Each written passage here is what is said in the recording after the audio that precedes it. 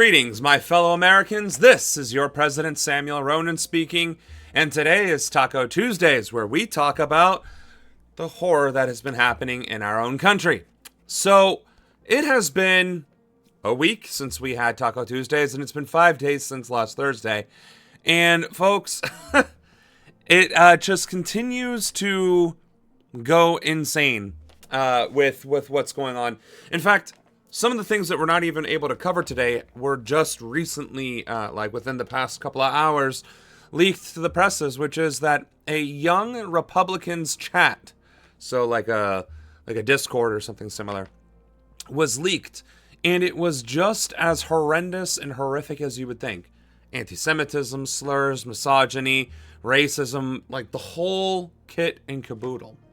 And this is, again, with the emergence of Turning Point USA chapters popping up all over the country and, as it turns out, across the world. So, all sorts of terrible, terrible, terrible things are happening. Our news, it doesn't actually seem to be as dystopian as perhaps last week's was, because there are slightly less dystopian things happening for the first time. It's more so a continuation of the dystopian stuff that was happening previously. So, hello, Anna, and hello, Apolitical.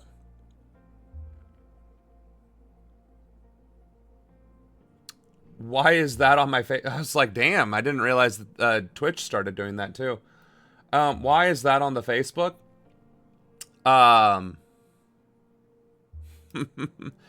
I don't know if they are actually adding it, but I know we've been adding it to our posts to be cheeky, because there are some social media outlets that are, in fact, adding a warning below people who have posted pro-Palestine or anti-Trump things. So that is a legitimate, it is a legitimate thing, as far as I know, but I think that's like a Twitter thing, maybe.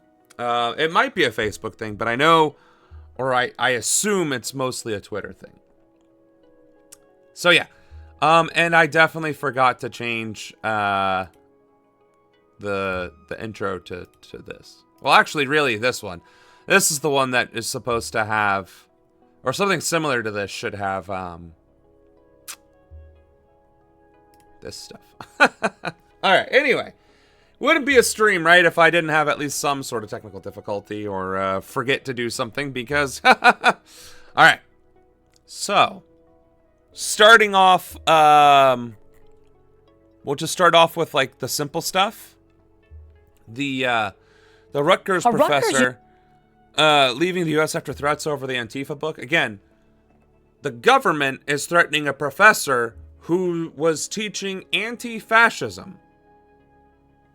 Let me repeat that.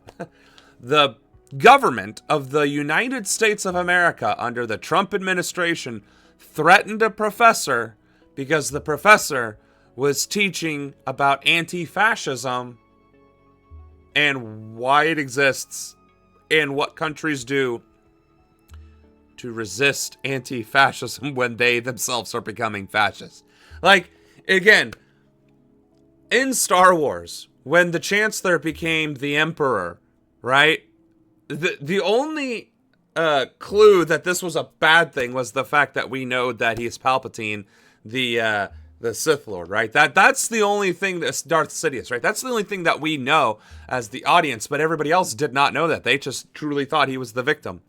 And he didn't even start being fascist against the citizens of the new empire. It was later on in what we saw in Andor, where he started like, okay, now we're changing from republic to empire currency, and then all of a sudden people started realizing, oh shit, we have no control over our future anymore with our own currencies. So, anyway, if Star Wars, which was one of the most stark examples of a transition from a democracy to a fascist empire, if you will, doesn't even play it that far on the nose.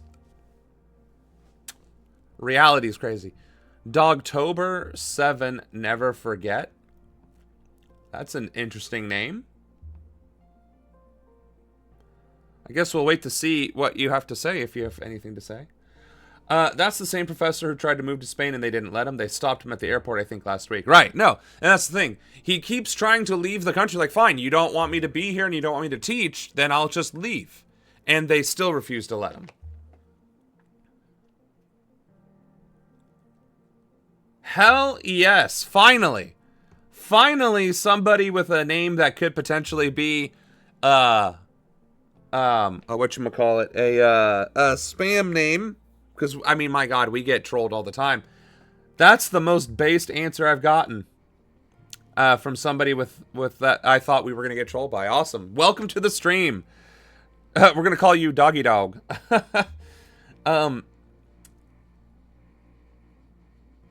Oh, hold on a second. I got something in the Oval Office is malfunctioning.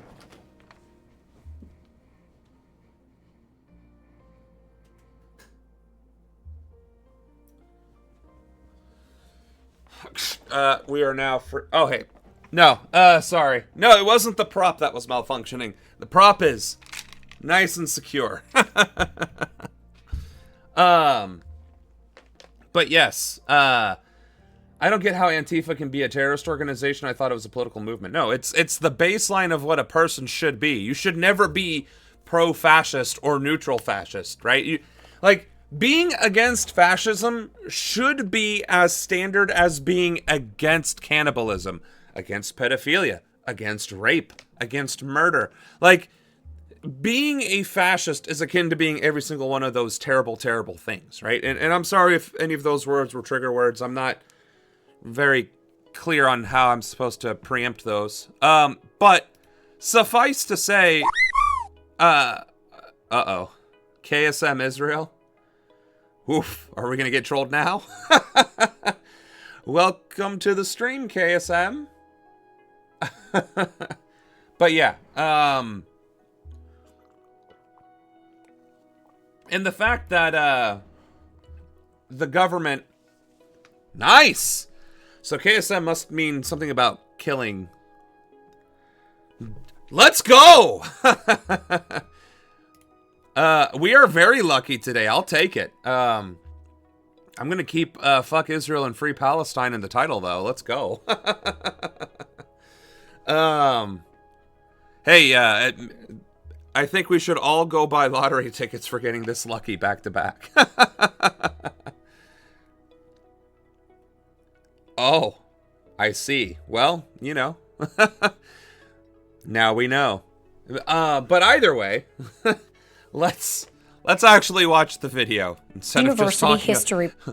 We have this habit on stream for being political junkies and knowing a lot about current events outright, and then talking about the current event with the video not playing, and then forgetting, oh yeah, normal people who are watching the stream probably don't know the current events as they come out. A professor who's written multiple books about Antifa says he's moving out of the country after receiving multiple death threats, including to his home.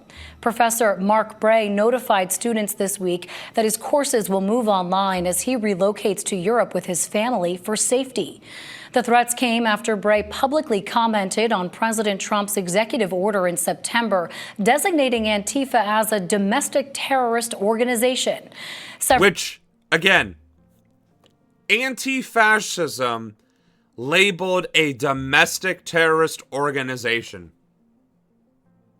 Like, how does that even make sense?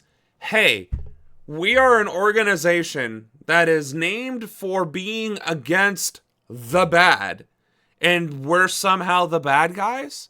Like, if that isn't the cognitive dissonance of our time, that people be like, yeah, Antifa's the bad guys because the government said so, without any just self-awareness whatsoever, is absolutely batshit insane. And he teaches the history of Antifa. It's like, by the way, so we're getting all these new followers, and then they drop off the stream almost immediately. Am I boring? We should be at like 10x viewers at this point.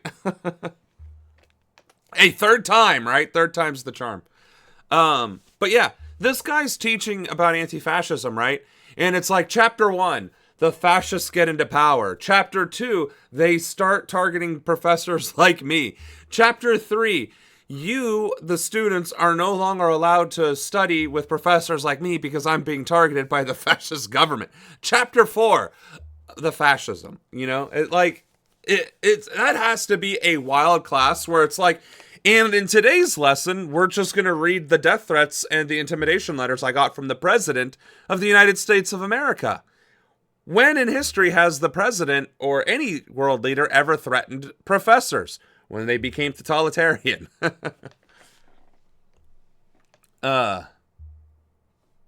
Right. I hope it's not a person making 30 accounts. Hey, yeah, that's true, because it gives us it gives us the improved followership. Oh, wait, yeah.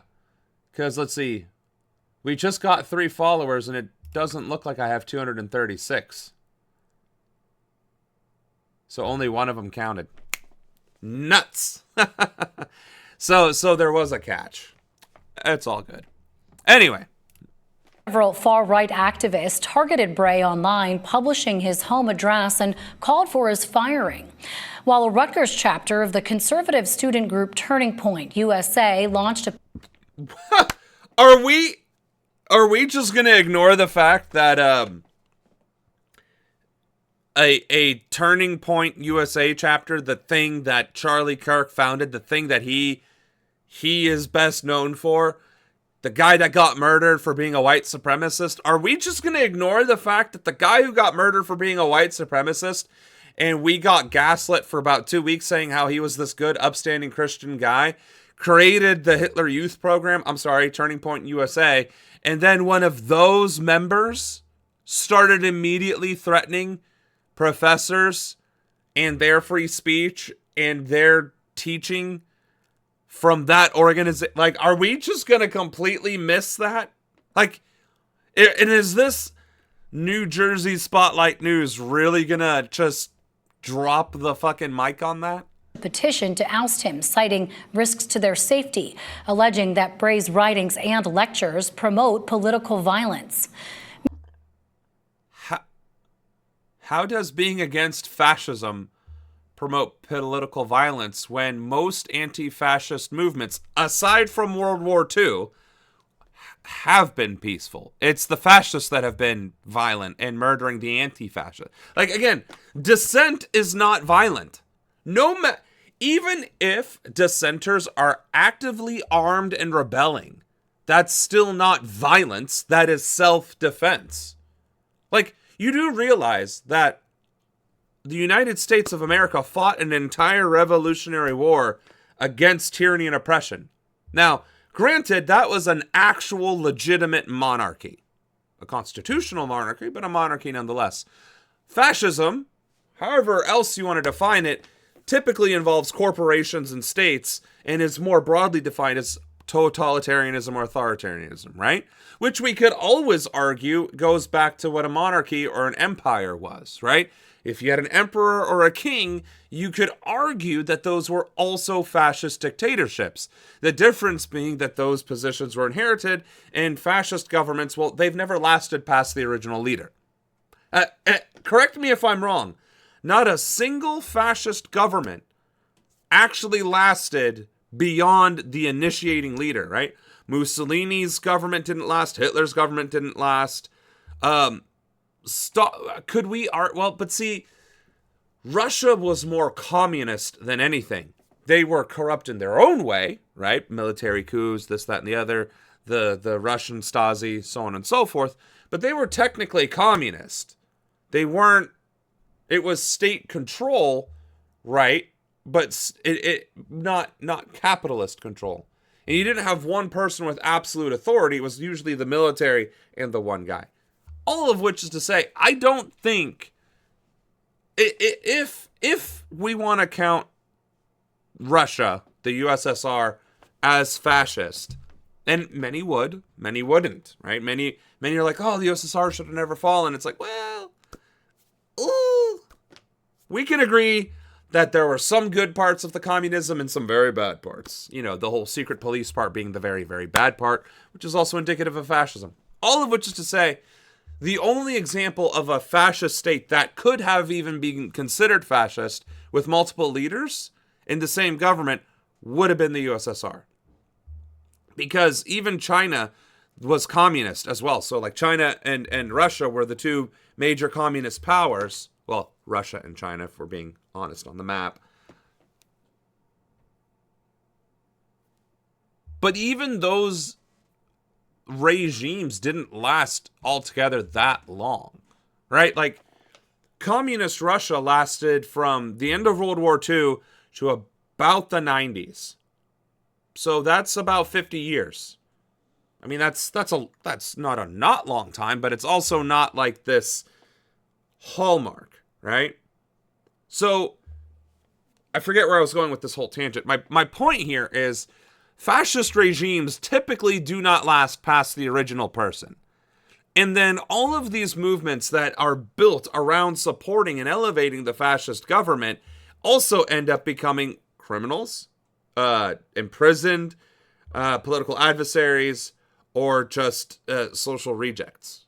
So all of the things that we are seeing, this guy is teaching, we're seeing it in real time, and our government is literally proving all of his material correct. But then these morons from Turning Point USA, from Congress, from wherever else, are saying that the people resisting oppression and tyranny are the bad guys. And their resistance is violence. Even though none of the protests that we have seen have turned violent, although they could have, but didn't. So, I saw this professor in a short doc about Antifa, and he was awesome. I would love to take his class. I didn't, but, I'll take your word for it. I thought about it, and I think violent resistance for healthcare would be justified. I think it should be a human right. Yeah, that's why Luigi is the spokesperson of healthcare. Actually, bam, I think I have our RFK Jr. replacement in my administration, Luigi Mangione. And yeah, the same thing with Israel. Again, punching a Nazi, punching a Zionist, those are always ethical things to do. But, sorry, long tangent. Meanwhile, For a 1 minute and 17-second video, I have gone on like 15 different tangents. Faculty unions are rallying behind Bray and his partner, also a Rutgers professor, calling the attacks a threat to academic freedom. Officials at Rutgers University say they're investigating the situation.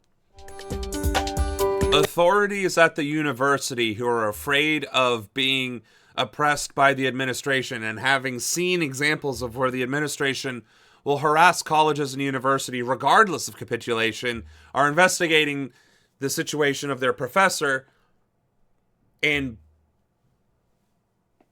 the professor is still being targeted by the government. This is the thing that kills me about all these institutions, right? These universities, these power brokers, right? Because universities have always been synonymous with places of power, places of respect, places of knowledge, right? Money, influence. Rutgers being one of the premier colleges in America, right? And yet when push comes to shove, they always capitulate to government. They always capitulate to authoritarianism. They never protect their professors, and they always try and protect their donors, their bottom line, whatever grants that they get. And honestly, it's abhorrent. Universities should be just that. Places of education and of learning. But that's the scary thing to any institution, any government, any entity with power and authority. Free will and free thought is always a threat to their existence. Because ideally, humanity wouldn't need government. Ideally, humans wouldn't need an economy, right? Ideally, we would create a society that provides everything that a person could ever possibly want, to include education, to include hobbies and free exercise thereof, travel, so on and so forth, food, clothing, shelter, right? And then, of course, prime education. That is the ideal society.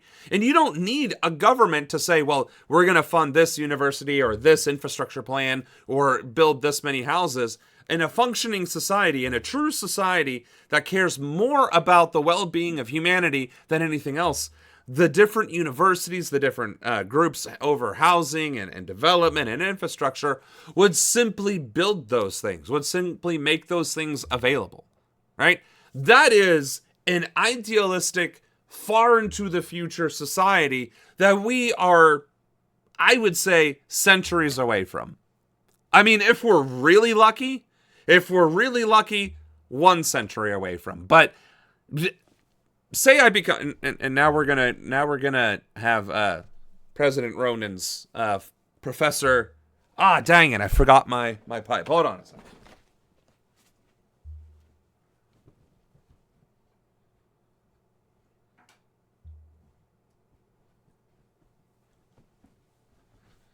I need to get like one of those British hat things for the the detective hat, and then I could be like, all right, now we're gonna do Ronan's Professor Hour. Whoa. I don't understand why they need so much extra money when they're already charged so much money. Right, that's the other thing. What's the tuition paying for if it isn't for facilities and professors and all that other stuff? If it's also for research, then why do you also need all the government grants?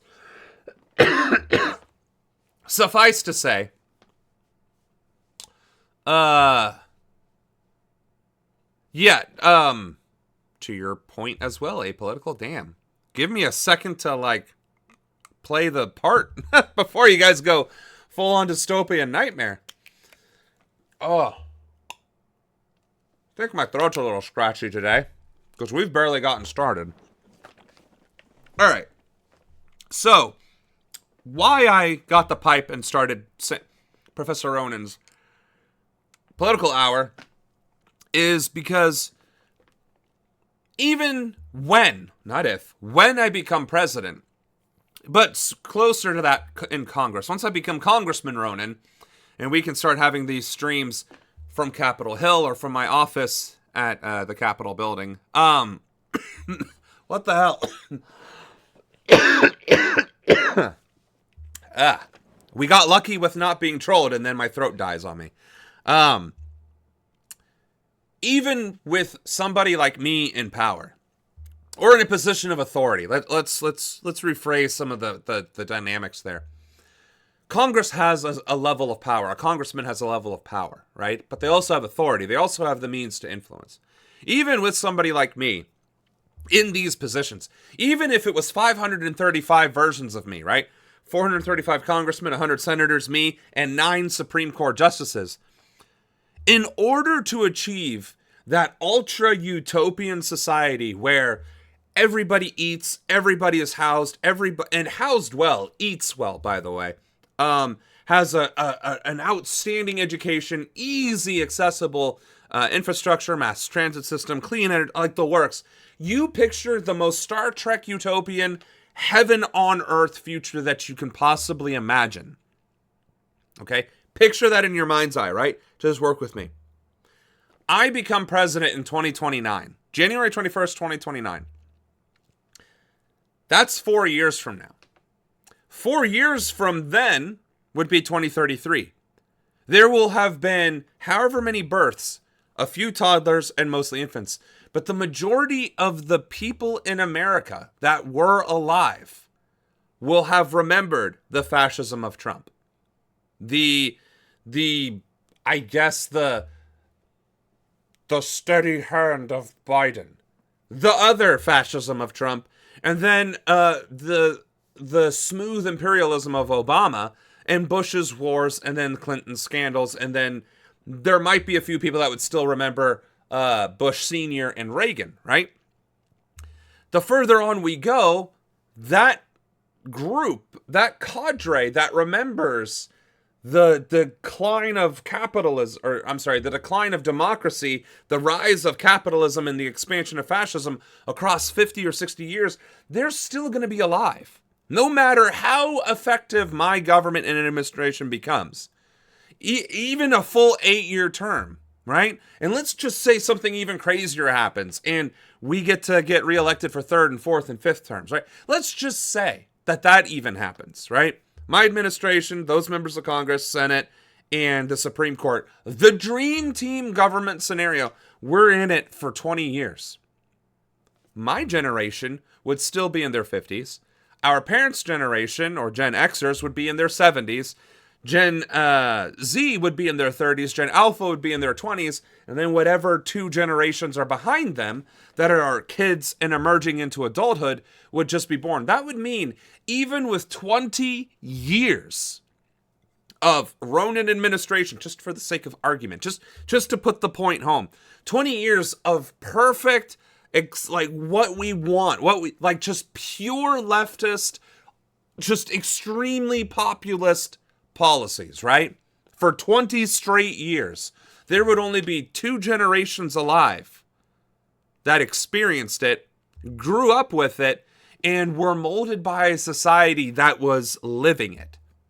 There would still be 3 generations that remember the old stuff and could either have resentment to the present, could be trying to combat the present, could be trying to influence the present, right? So when I say it would take centuries for us to truly achieve a purely utopian society, it's because you would have to have every living member that is right now alive to die. We'd have to be wiped off.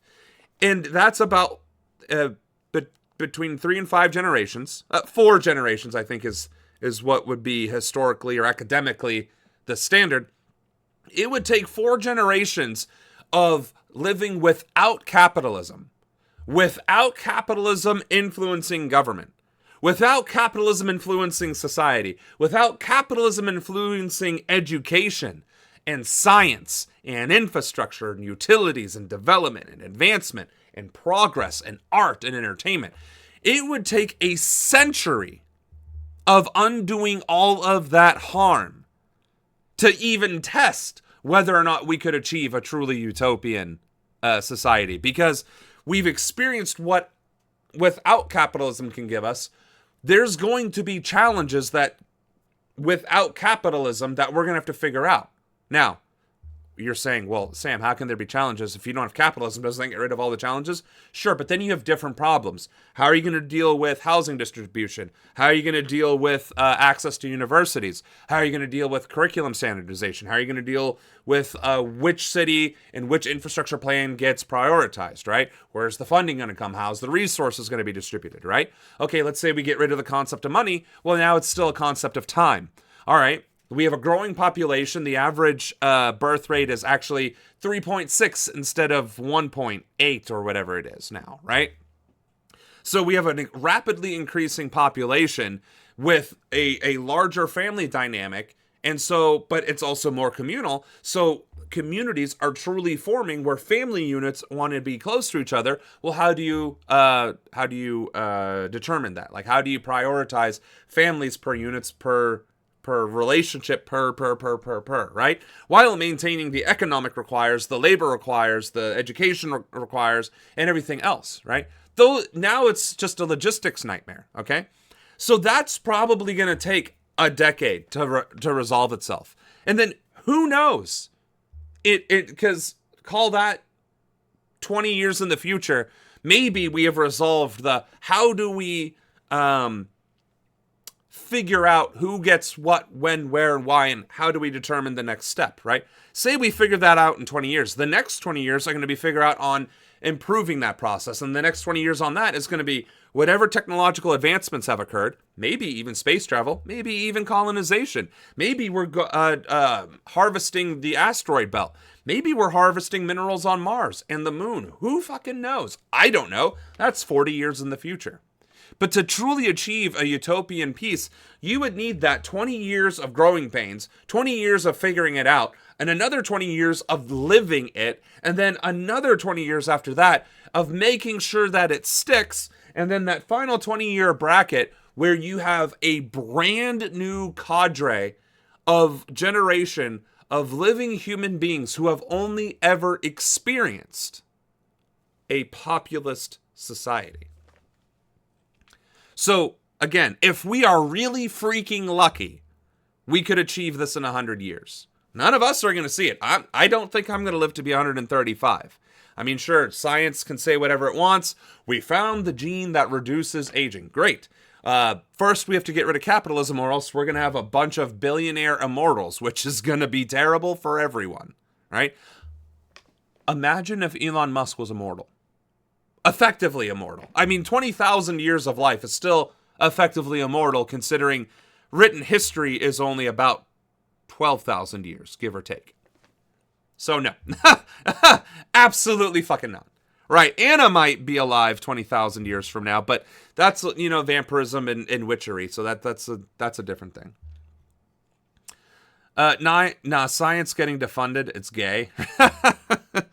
Yeah, we don't want to go back to ancient Greece, right? All right, sorry.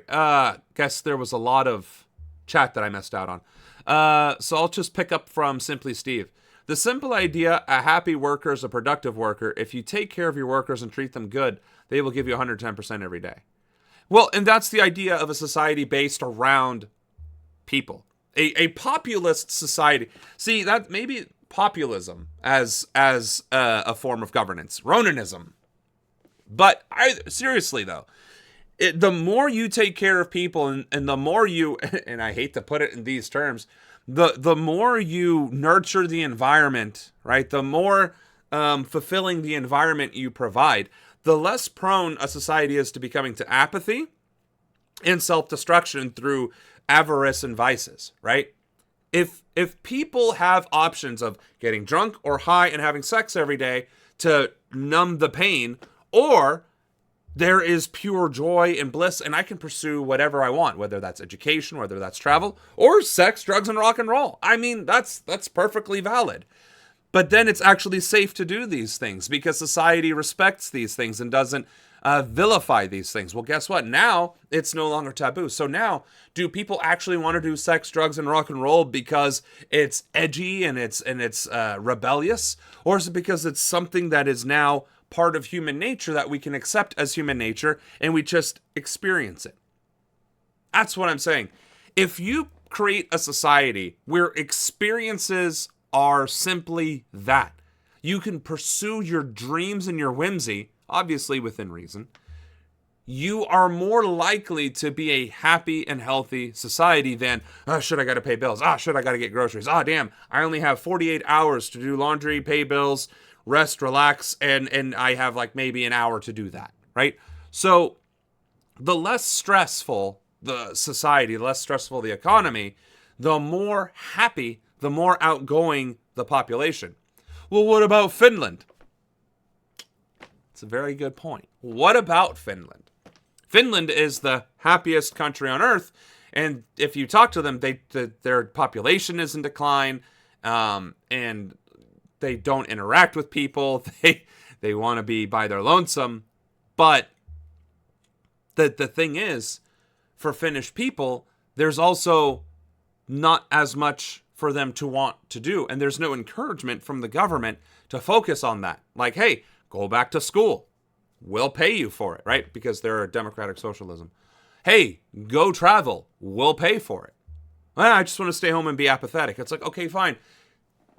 You can't make a horse drink after you lead it to water, but you can create a circumstance where the horse will want to drink the water, right? And that's the thing. People need something to work towards, right? People need something to latch onto, something to give them hope, something to give them inspiration, because simply doing nothing kills us as a species. And that's not just for the ADD and the autistic individuals. Even normies, you can see it. It's clinical depression, right? Oh, there's nothing that brings me joy anymore. Yes, because that's depression, right? I used to enjoy just watching TV, but now, I'm retired and all I do is watch TV, drink, and eat, and I don't feel anything anymore. Right, because you're not doing anything. You're not putting this to use. You're not going out and experiencing anything. You're not breathing fresh air. You are just shutting yourself off and dying slowly. A society that embraces life and adventure, as well as, basic necessities, that is what the goal of any country or any government should be. And instead of that, it's authoritarianism and control. And that is why I say we have a century at best, at absolute best, to turn this shit around. Because everybody else needs to die off. And then everybody who died off and their offspring need to experience that next stage, that better stage, that populist-focused stage. They do drink a lot, right? I heard Finland government has a woman. Yeah, Finnish government with women, that's why everybody's happy and at home, right? No, but the point still stands. By being more open-minded, by being curious, right? There are studies abound that children almost universally are considered geniuses up until around the ages of 6 or 7 when they've entered the education system and have had their curiosity crushed from them. Imagine if we had a society and an education system that simply continued to nurture that curiosity. That's what I'm talking about. We can't fathom a society in which from childhood to adulthood until death, we were nurtured to be curious and to be seeking joy and excitement, right? Like excitement in a healthy way and curiosity in a healthy way, right? Imagine if the kid that just couldn't sit still and was constantly doing this, that, and the other and wanting to play with birds was actually given an environment where that was a good thing, where that was promoted and nurtured, and then eventually they became, I don't know, anthropologists, or I don't know what the science of animals is, but entomologist, right? Zoology, right? Or maybe they became a veterinarian, or maybe that was just their phase as a child. They were restless and energetic, but they really liked animals. So now, later on in life, they calm down and I really do like animals. But you know what I love the most? Spreadsheets. And then they become programmers or they become accountants, right? But we would never know what journey that child would have taken, right? Would the free-spirited, energetic child have ended up becoming a programmer? Or did we force everybody to become a programmer, an accountant, and a lawyer? And then made the people who would have become artists suffer for their artistry for 12 years. And then after they graduated high school, they were able to embrace their artistry and then finally thrive, right? That's what I'm talking about. We can't imagine a society like that because we have yet to experience a society like that. And it would take a whole generation of trial and error to even create even that first step. That's why I said 20 years of figuring it out. 20 years of figuring it out. Another 20 years of, smoothing out the edges. And then 20 years of just running with the concept. My dad taught a class called Logical Reasoning. He administered the same exam to me every year. The older I got, the lower my score. I did well, but my score was higher when I was younger. That's crazy. See, that's the thing that needs to be studied, right? Kids have a much different way of looking at things than adults do. And the reason why adults have a different way of looking at things as kids is because we have been programmed to look at them a certain way. It must be the Samuel streams. Are you saying I dumb people down? My dad theorized that it was the interference of other people's thinking that made me less logical the older I got. I would argue that, yes. I never heard of losing that at a young age. No, but I mean, that's the thing, right? Because we don't view education from that lens. We view it as a form. Well, let me rephrase. Society doesn't view education as a form of actual education and the ability to process information, but society chooses to use education as a weapon of control and conformity. That's the issue. But granted, that's been our society for 12,000 years, right? Give or take, the few examples where that wasn't the case for maybe a few years or a century. But for the most part, education has been used as a weapon to control the population. I know that this is true because that is what I learned in high school. I know this is true because this is what I learned in college. I know this is true because this is what I learned during research, right? I know this is true because what I saw on Facebook and Twitter. I know this is true because the government wouldn't lie to me, right? When your education system creates a authority and, how do you want to call that? Subordinate structure for 13 years, and then college barely breaks from it, but then the workforce goes right back to that authority and subordinate structure. What do you think education is here to teach you? And it's the reason why neurodiverse individuals struggle in the workforce, because we just cannot conform to conformity. Our brains just cannot wire to that. It hurts us. It literally gives us brain damage to try and conform, which is why we don't. That's why we have meltdowns. That's why we mask and cause severe psychological damage to ourselves, right? And that's over 20% of the population. So what's more normal? Conformity or curiosity? And the answer is conformity even harms neurotypicals. Hence why there's this greater and greater increasing amount of depression in society, economic circumstances notwithstanding. My dad said he loved teaching that class because it taught students how to think, not what to think. And that's true. I mean, we definitely need a lot more of that in our society, and that's what I hope to facilitate. I hope to be the spark, the platform upon which that is built. I sincerely doubt I will get it right the first time. I sincerely doubt that my administration is going to condense that 60-year window, that 20 years of figuring it out, 20 years of polishing, and 20 years of letting it run wild. I doubt my 4 to 8 years is going to condense 60 years of societal trial and error. I don't realistically see that happening. But hopefully my 4 to 8 years sets a very, very solid foundation for the remaining 12 years to carry on. Whoever that might be in charge of it, maybe me, maybe somebody else, maybe my protege. For the love of God, as long as we don't go back to capitalism, we can't do worse than what we're doing now. So, we need Emperor Ronan. Yeah, the American people are ready for a dictator, so let's do a dictator that doesn't look like a tater, right? Speaking of dictator, and before I forget, I switched the window. It should be clear to all Americans that we have a very serious... Well, you guys didn't lose audio, I did. And that didn't screw up the stream. Man, I really like OBS way better. ...left-wing terror threat in our country. Radicals associated with... I thought we were fact-checking this. Okay. All right. Was this the video where I said we'd actually listen to it, Anna? Because I remember there was a Trump video that we actually needed to listen to because he said stuff that was so egregiously insane. I was like, well, we have to listen to it. Was this that video? Give you a second to gather your thoughts there.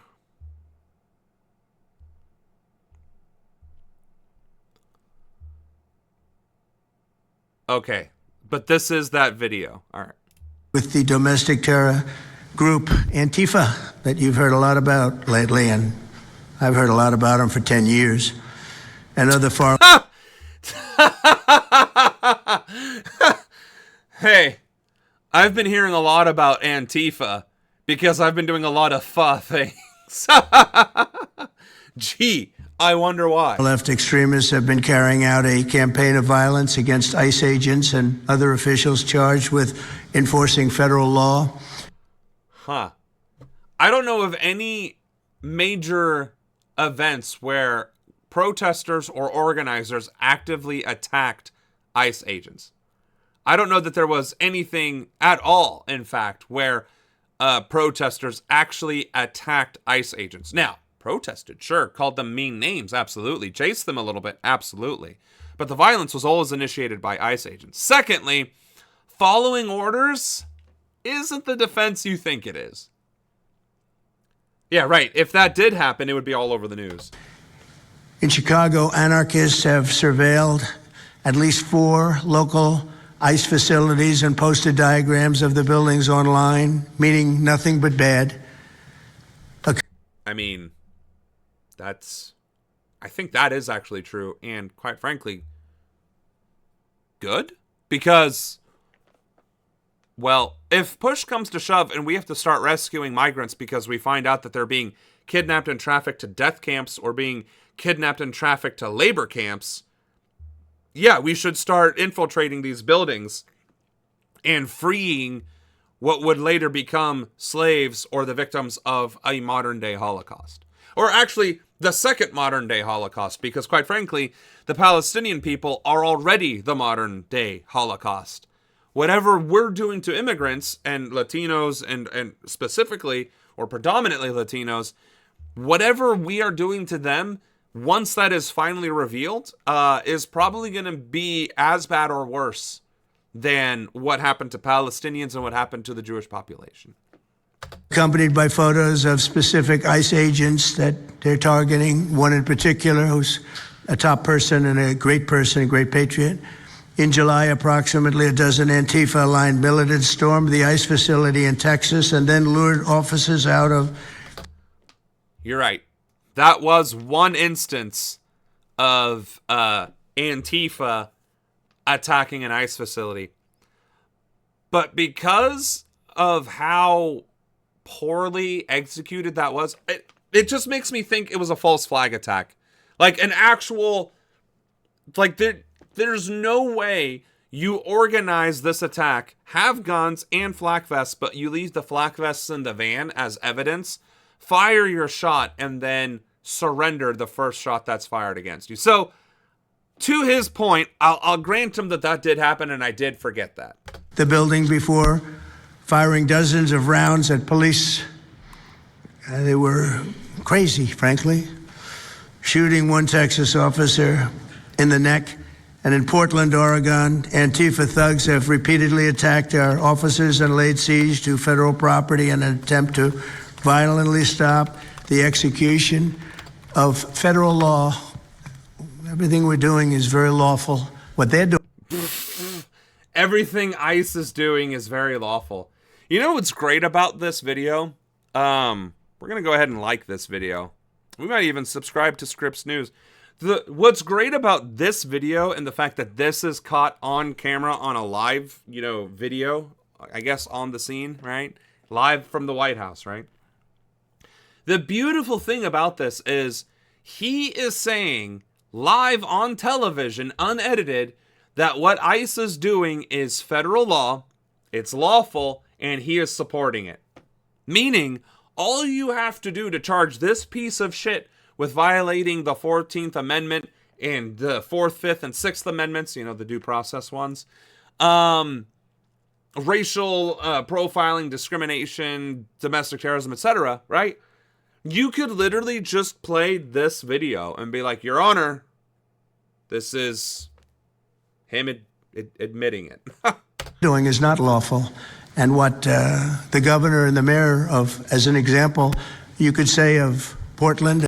Do I like this? Absolutely fucking not. I don't want to listen to this piece of garbage. But we had to point out that, this isn't quite the Reichstag March, but we're getting very close to being able to say, yep, that was the Reichstag March. Then you can say certainly of Chicago, it's not lawful what they're doing. They have to be very careful. In addition, 2 weeks ago, radical left terrorists in Dallas conducted a sniper attack on a local ICE facility, killing 2 people and leaving behind a note that read, hopefully... That was literally confirmed to be a right-wing extremist. That was literally confirmed almost immediately that dude was a right-wing sociopath. From the same kind of internet radicalization as the guy who killed Charlie Kirk.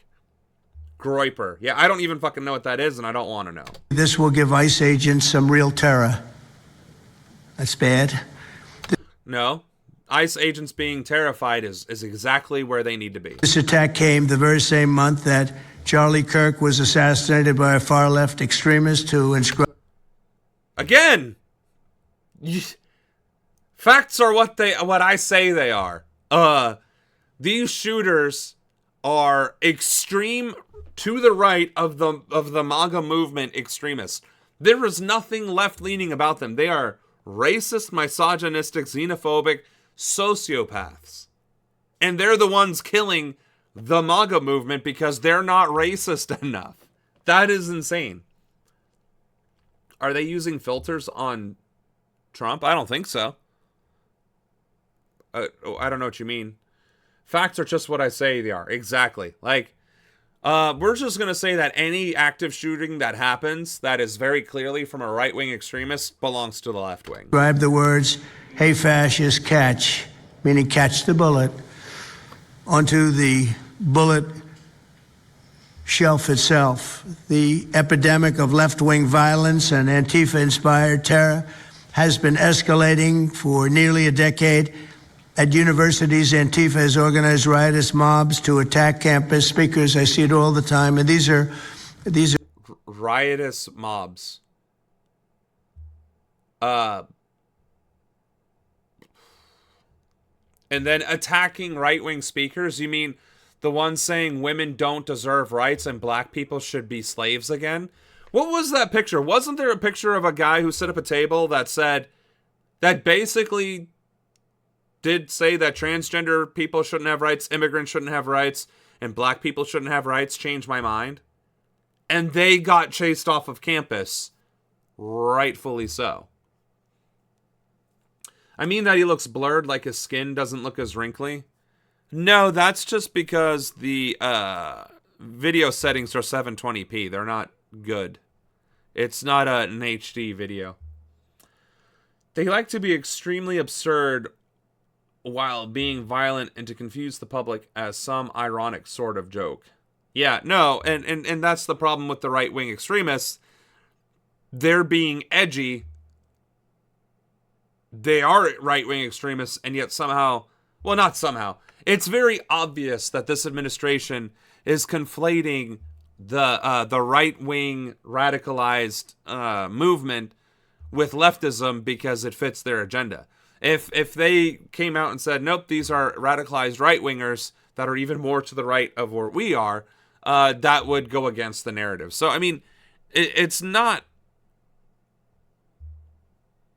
unexpected. They're agitators, anarchists, and they're paid. Oh, and they're okay. paid. We've been listening to this roundtable discussion happening right now with President Trump and independent journalists about Antifa, and we want to bring in our Scripps News investigative correspondent Patrick Terpstra. So, by the way, I've never heard of Scripps News. So how are they live at the White House, and like major news networks are getting their credentials docked? listening in, we just heard a few minutes of what the president was saying about Antifa, but what's your initial response? I know you've done a lot of fact-checking on this. Well, this has obviously been a big focus for the president and his allies, this notion that, quote-unquote, Antifa is responsible for a lot of the violence that's taking place and all the protests that are taking place at ICE facilities. But you have to take a step back and ask, well, what is Antifa? And of course, the answer is that it is a decentralized movement, more of a movement than it is like a group. It's not even a movement. Antifa is being anti-fascism, just like you're anti-racism, anti-discrimination, anti-xenophobia, anti-whatever, anti-ICE, right? It's morally and ethically being against fascism. I'm anti-fascist. I don't have to be in a movement or a group or an organization that's centralized, decentralized, or otherwise to say loud and proud that I'm against fascism. Just like if I were to say I'm Catholic. I don't have to go to church to say that I'm Catholic. I don't have to go to church to say that I'm Christian. I don't have to say go to the synagogue to say that I'm Jewish, or go to the mosque to say that I'm Muslim. That is, for me, and however I choose to interpret that faith or that belief, that value. So for me to say that I'm anti-fascist is like everybody else saying whatever religion they are, or being a fan of a specific sports team, right? Like, being anti-fascist is, I don't even know how else to explain it. Like, And the fact that the news continues to try and conflate it to some degree, agreeing with the propaganda that it is a movement, that it is a sort of loose organization. It's none of those things. We are all anti-fascist because we are not abysmal human beings. Right? That being said, I am the president of Antifa. Anna needs a whole $1 million for years of work then, right? Like, I want my check. I do too. Shit, I've been anti-fascist. I served my country. I was in the military. I served in the military specifically to fight against oppression and tyranny. Granted, turned out I was bamboozled, but hey, that's why I joined. That's why I ran for office, though. It's to be against tyranny and oppression. I've been doing Antifa since 2015. Where's my money? So, right, it should be a part of basic human morality. Excuse me. Right, we are all Antifa. And just like we're all human beings, we all breathe air. We should all be Antifa, right? What are you going to say? Like, I'm anti-kicking babies in the teeth? Like, that should be the standard. But these jackals would be like, no, there's a growing movement, a decentralized movement of people who are loudly and proudly saying that they are against kicking babies in the teeth. You know, it's like, that's how stupid it is to conflate anti-fascism with anything other than a moral and ethical view.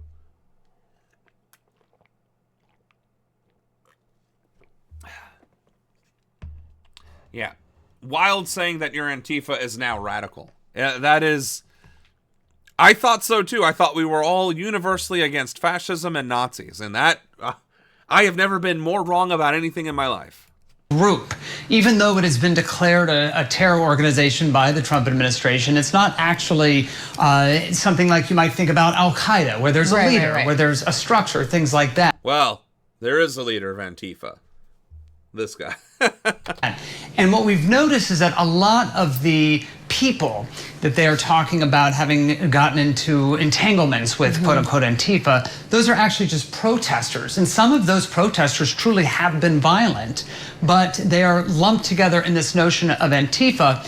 And when you take a look at what they actually, the Trump administration will say about people and this violence, when it's not in something like this setting, but when it's in a perhaps a court setting, it's more Antifa aligned. Right. So people that maybe are aligned with this notion of Antifa, but not exactly connected to any sort of... Which is nuts, because that's the point, right? He gets to spew the rhetoric that Antifa is this terrorist organization, but he knows, or at least his lawyers know, that to try and argue that in court would go nowhere. And so they're trying to bring the rhetoric into the courtroom without violating, the law. My spiritual beliefs are anti-fascist, meaning I don't support Nazis in any way, and just as the Christians preach their views to everyone, so do I. Right. That's why I was making the religious comparison. If I'm anti-fascist, that would be no different than me saying that I'm a Christian and have never once gone to church or something, right? Like, I got the Bible, but I need to use the table of contents to get anywhere in it. You know what I'm saying? Like, it's insane to me that, right, kind of a self-own when your enemy is anti-fascist, right? It is. And then, again, you can't even argue it in the courts because it's like, so you mean to tell me being against fascism is now terrorism? Because that's what you're arguing in court. Well, no, that they're aligned with Antifa beliefs. So your client is being charged with terrorism for being aligned with anti-fascist views. Like, I don't even, but that's the problem. A lot of judges are capitulating or compliant with this administration. Thus, the Antifa thing is now making it into the news as a debatable subject rather than what we're discussing, which is Antifa should be used in the same context as saying somebody's Christian or Jewish or Muslim or American. It's well, no, that would be a true identity. Never mind. I mean, granted, I guess people use religion as an identity too, but being Christian is also a moral choice, right? Being Muslim is moral and ethical. Like, they have their slightly different elements. So yeah, being anti-fascist would be equivalent to whichever religion you ascribe to. It's why I can refuse to do business with MAGA. It has nothing to do with politics. It's against my religious beliefs. Hell yeah. You know what? Fuck it. Let's found Antifa as a religion. Group. Well, and we heard our own Jacob Gardenswartz really lay it out earlier, I thought in a good way, that it's really more like talking about something like feminism, like a belief system, but not, wow. That's impressive. I've not watched this video, and they came to the same conclusion. An organized group that you go find their website, or they're recruiting active members, a formal group, I guess is the word I'm trying to say. Well, there is one group that's out there in Portland, the Rose City Antifa group. That's the one group that everybody can actually find. They've got a website, and they are proud Antifa members, but that is pretty unusual. You don't find that other places, and it's certainly not a national movement. But of course, the national movement is protests. There are a lot of people protesting what's happening with ICE, but there's a huge difference, of course, between people exercising free speech and committing violence. And according to this administration, there is no difference. Father Samuel. And my religion of Antifa, you get to have hookers and cigars and whiskey. Just, don't harm them and others. Honestly, the 10 Commandments failed by not adding things like consent, which is interesting because I am fairly certain in this book, oh yeah, I got it all, baby. In this book, the 10 Commandments of Satanism, one of them really is consent. So it's like, how is the Satanist Bible not gonna have consent, but the OG Bible isn't, right? Yeah, oh, it's Daddy Samuel. Jesus Christ. All I'm saying is, if we have to turn Antifa into a religion just to get it the credibility and the support and the protection that it needs, at least that would be a religion that, should be incorruptible, but, any institution of man, especially when money is involved, goes down the spiral quick. Did we not already watch this Taylor Lawrence video? Soon, ICE will know exactly where you are at all times. The agency is in the process of buying a tool that will let... Yeah, we did cover this video. Well, it's 4 days ago, but it's the same video, is it not? It's the surveillance tech.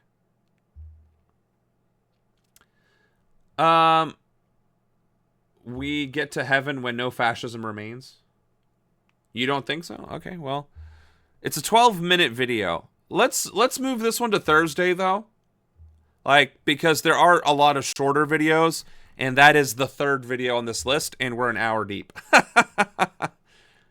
Yeah, so let's watch it if we get time on Thursday probably. Yeah, now could you imagine anti-fascist heaven? You could have anti-fascist heaven on Earth and in the afterlife because fascism would be gone. Huh! Wow, no tyranny, no oppression, no boots marching in our streets, no brown people being terrorized for being brown? What? Now we have to see what happens for 2 months. In 2 months, we'll find out if I'm going to get my license or not. Because they shut down the whole state. New at 5, a TikTok video shedding some light on the impacts and new emergency action from the Trump administration is now having on temporary U.S. citizens. Right now, there's a temporary pause on issuing and renewing limited-term commercial driver's licenses across the country. The new rule requires states to audit their licensing systems, a process that's left many legal non-citizens unsure if they can keep working. Liv Kelleher spoke with one Utah truck driver protected currently under DACA who says this new rule has left him in limbo. And Liv, man, I thought it was her for a second, and I was like, damn! Oh, wait, no, I guess I can't talk shit because I think we're forehead buddies. Damn it. That's karma. All right. Why not? Let's start calling it the Church of Anti-Fascism. We can have weekly services. We can have meeting halls. We can do fundraisers. Making the movement a religion is a great idea. Start calling that now, and every time you're at a protest, tell them you're there exercising your freedom of religion and you are part of a church. You know what? Yeah, you know what? I'm at my desk, so let me type down some notes. If it would, open up when I press it the first damn time.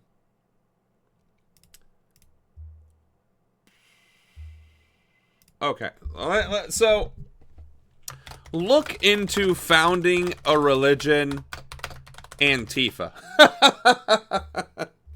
Oh, goodness. All right.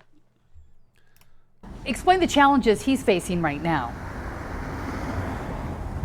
Well, Heidi, George Rivera is one of nearly 500,000 Americans or immigrants protected under DACA, a federal program that allows the children of immigrants to live and work here legally. But because this is a temporary status, his license is considered a short-term or a limited-term CDL, and he was unable to renew it. He says if this doesn't change, his livelihood could be on the line. I gotta keep driving down these roads of a country that doesn't really want me here. George Rivera owns a trucking business. For 11 years, he's spent his days driving across the West. I'm trying to live the American dream as an immigrant. Utah has paused the issuance of all limited-term CDLs while it undergoes a federal audit. Rivera doesn't know when that will end. Yeah, my license gets taken away, then I wouldn't be able to do it. And I pretty much have to look for a different way of life. Rivera came to the U.S. when he was just 2 years old. I'm going to say something, though. Dude seems to be doing quite well for himself. He has his own trucking business. He had 4 cars in the front of his house. That house looks really freaking nice with a huge backyard in Utah. Dude's killing the American dream right now. And this administration is harming people just like him because he is brown, which again, these are racially motivated attacks and decisions to take away the success of brown people and transfer it to either the hands of corporations or other white people, which is absolutely fucking insane. Visas were revoked from 6 people because of their anti-Charlie Kirk remarks. Right. That's insane too, because now, like, this is going to be, I guarantee this is going to impact me, that, I'm going to try going to Ireland with my family next year. I'm going to try. But what's possibly going to happen is I will either be denied at the gate because or I'll have problems coming back, because whether or not they search my phone, whether or not I give them my phone to search, if they just if they scan you and then it pulls up your social media history and says, absolutely hates Trump, I could be denied re-entry into the United States. And I'll be running for Congress at that time. I'll be deep into the general at that point, right? And potentially denied entry into my country because of my political values as a politician actively running for office. So there's all sorts of crazy shit that can be happening. And also, which is dystopian as fuck. My Google history must be so funny. Mine, oh wait, yeah, because of, yeah, no, you're right. Exactly, it's ghoulish. Do we just give passes if they say yay to genocide? I mean, that's apparently what it is. If, if you want to succeed in America now, you have to kiss the ring and be a sociopath. You might be on a no-fly. I may very well be. I used to work for a place that I had to fly often, and so I ended up getting the TSA pre-check, and then there was another one. I ended up getting the 2 things that let you go in through a line faster, because being a veteran didn't matter anymore. It didn't get me very far at all. So I ended up getting those 2 things, and part of the TSA pre-check is you had to pay for an actual in-depth security check, like not a security clearance, but like a true background check. You had to pay. Part of the thing was you had to pay for that. So it was like $80 to $100 or something like that. I got reimbursed because it was through the company. So I wonder if that's still live and up to date. It would be, I should probably, let me add that as a thing. I'm taking notes while streaming.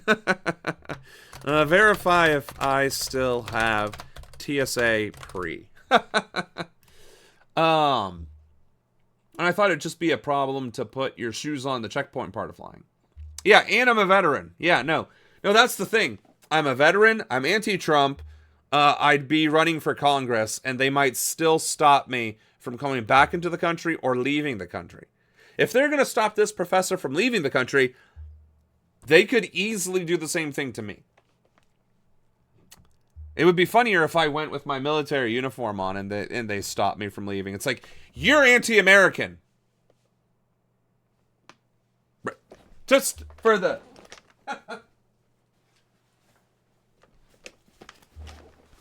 Da-da-da-da-da. You're anti-American.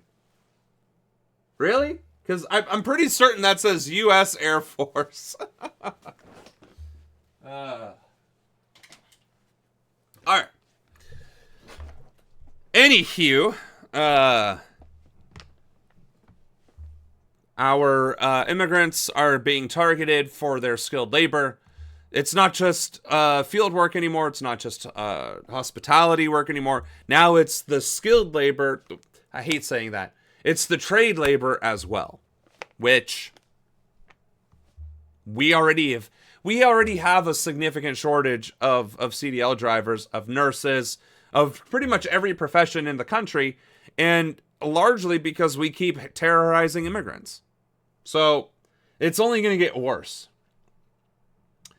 If you are a part of the Church of Anti-Fascism, we can greet each other with freedom be with you, and also with you.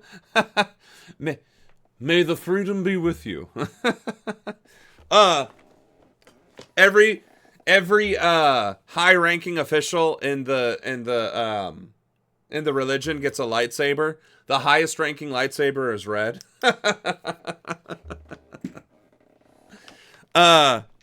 Props are not mandatory, but optional to bring to every Antifa gathering.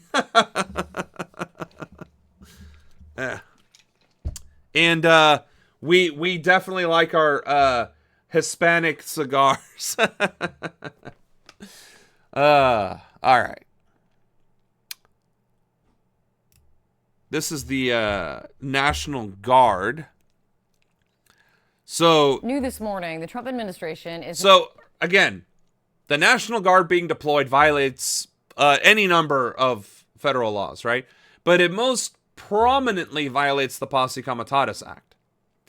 So a judge ruling that, like, hey, you still can't do this, and then the Guard being like, okay, instead of the Guard being like, we can't do this because it immediately violates this act, is ridiculous to me. Now appealing the ruling that blocked the president's National Guard deployment around Chicago, blocked it for 2 weeks. Wow, okay, hold on. Antifa Sunday Mass. Yeah, right, we can compete directly with the Catholic Church. This is what Cuno Don't said about Columbus Day has always been about honoring the courage, sacrifice, and contribution of the Italian-American community to the city and this nation. Actually, that is why Columbus Day was founded, was to contribute to the Italian-American community. But they picked that guy. They could have picked any number of other Italians that were Italian-American. They could have picked any number of anyone else. I mean, Amerigo Vespucci. He might have been a Spaniard. Point being, they could have picked any other Italian in America. But they picked a genocidal sociopath. I fought to protect the Columbus statue when others wanted to tear it down, and as mayor, I will continue to defend it as part of our shared history and a tribute to the generations of Italian Americans. Yeah, like, what a terrible tribute that is. Hey, we're going to recognize your contribution to society as being part of genocide. Like, that's not the thing you think it is, buddy. A statue means so much. Would he like there to be a statue of Mussolini? No, he wants a statue of himself. And I don't understand the obsession with statues. Well, statues are history. Statues have never been about history. Literally, never have statues been about history. Statues have been about conquest. That's it. That's all they've ever been. I was this person and I am now a statue and I was the person who won this thing or accomplished this deed and I want you to know about it, right? But did they actually accomplish these things or do the stuff? 9 times out of 10, no, or whatever it is they say they did has been sanitized heavily in history. And you can put whatever you want in the collection plate, spare change, can of beans, pack of hot dogs, some garlic powder. Right, the collection plate would immediately serve as also a food pantry and or like stuff to give away to people pantry. I like that. Actually, that's a really good idea. I'm taking some notes here. All right, so hold on.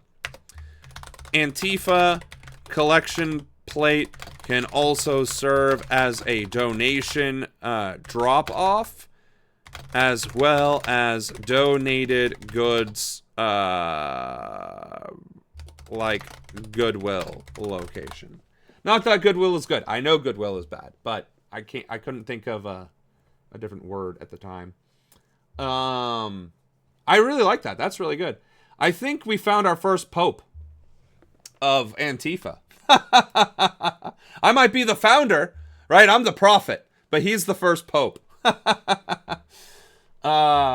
Let's see.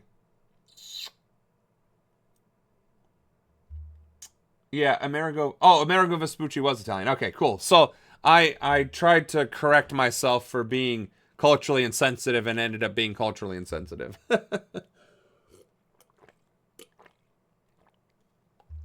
All right.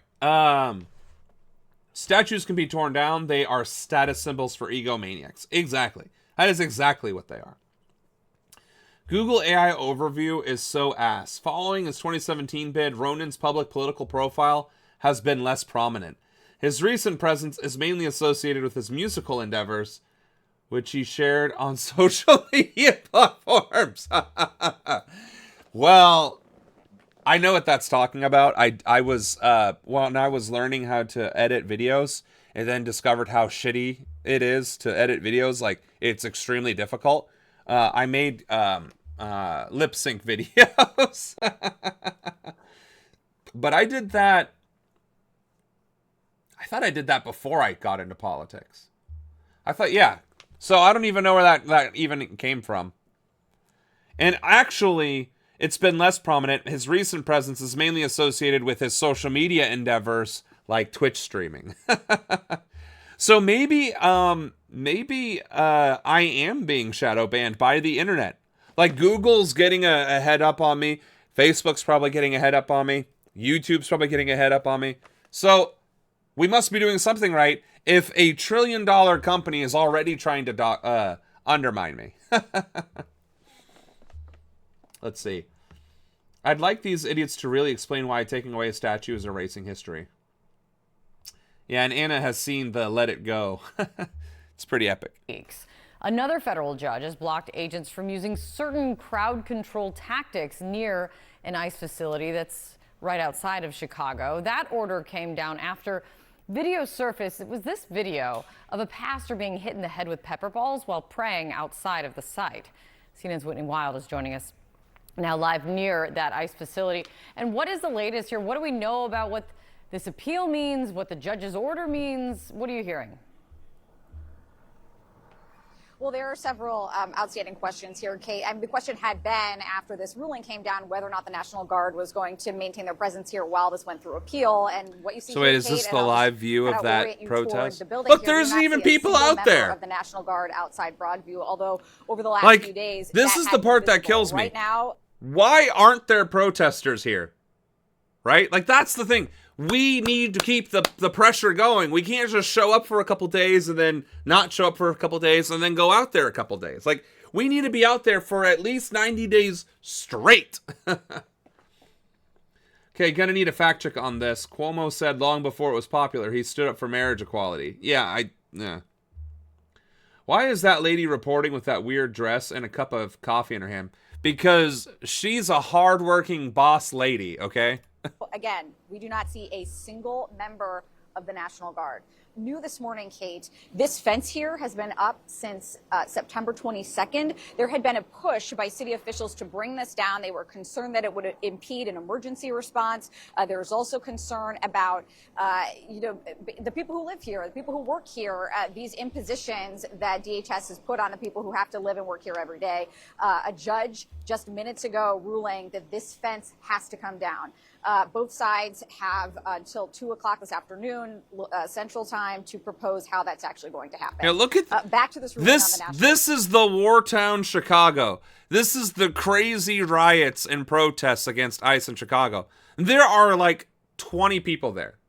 20 people at best. At one tiny little corner. And there's a cop there, cop here. I think that's an unmarked vehicle. Another cop.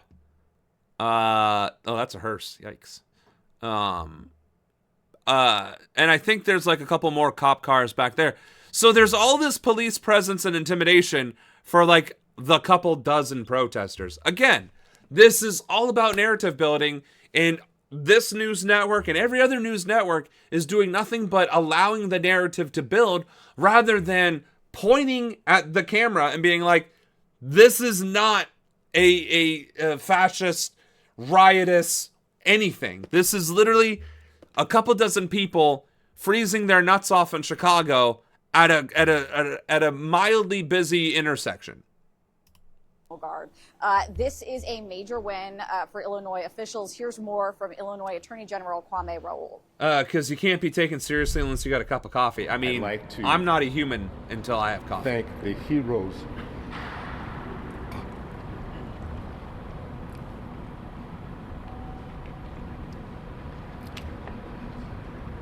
behind me. Is he tearing up? Who have stood up not just for the citizens of the city of Chicago, citizens of the city of Broadview, citizens of the state of Illinois, but I might add that this is an important decision not just for the state of Illinois, but for the entire country. That notwithstanding, kudos to him. I guess he's not used to public speaking. I don't know. But suffice to say, why was she staring at me like I stole her? Look at, she's staring at me like I took this jar of honey from her like it was hers. You know what? I took it. It's mine. And you know what?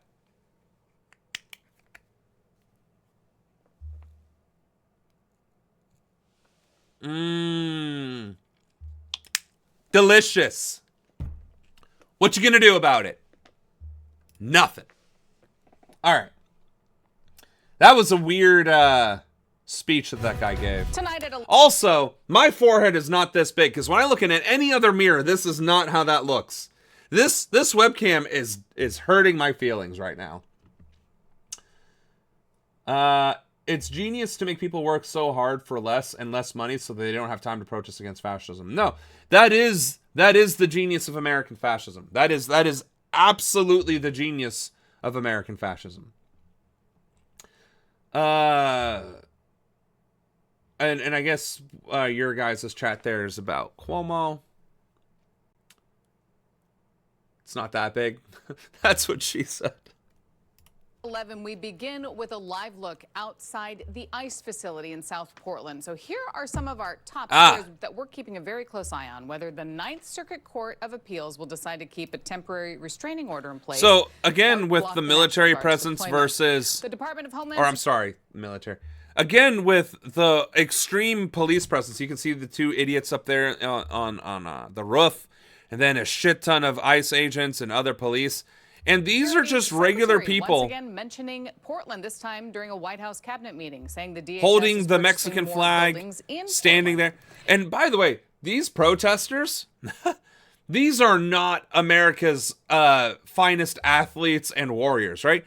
This lady, nothing against her, not fat shaming. This lady is probably a mother or a student. I don't know. She has like this pink, she has this like little pink water bottle deal. So, I don't know, regular lady, right? Some guy some other guy, right? Just, these are regular people. These are not trained soldiers that are wearing plain clothes. These aren't former, counter-terrorist espionage types. These are regular people showing up in friggin' Crocs with a pink water bottle, facing off against highly armed with gas mask and everything agents to say that you need to stop acting like fascist scum. The optics here could not be less in favor of the state if they tried. And as protests continue outside the ICE facility, Portland police are increasing their presence around the area. Good evening. Thanks so much for joining us for K2 News at 11. I'm Deborah Knapp. K2 is digging into the arrests made before and after President Trump's deployment of the National Guard. Victor Park is live in South Portland, so we want to go back out to Victor. How's it looking out there? They're very tense here. In fact, right now, yeah, protesters... so tense. It's so tense that this guy has his hands in his pockets and looks like he's looking for another bag of weed. That's how tense it is.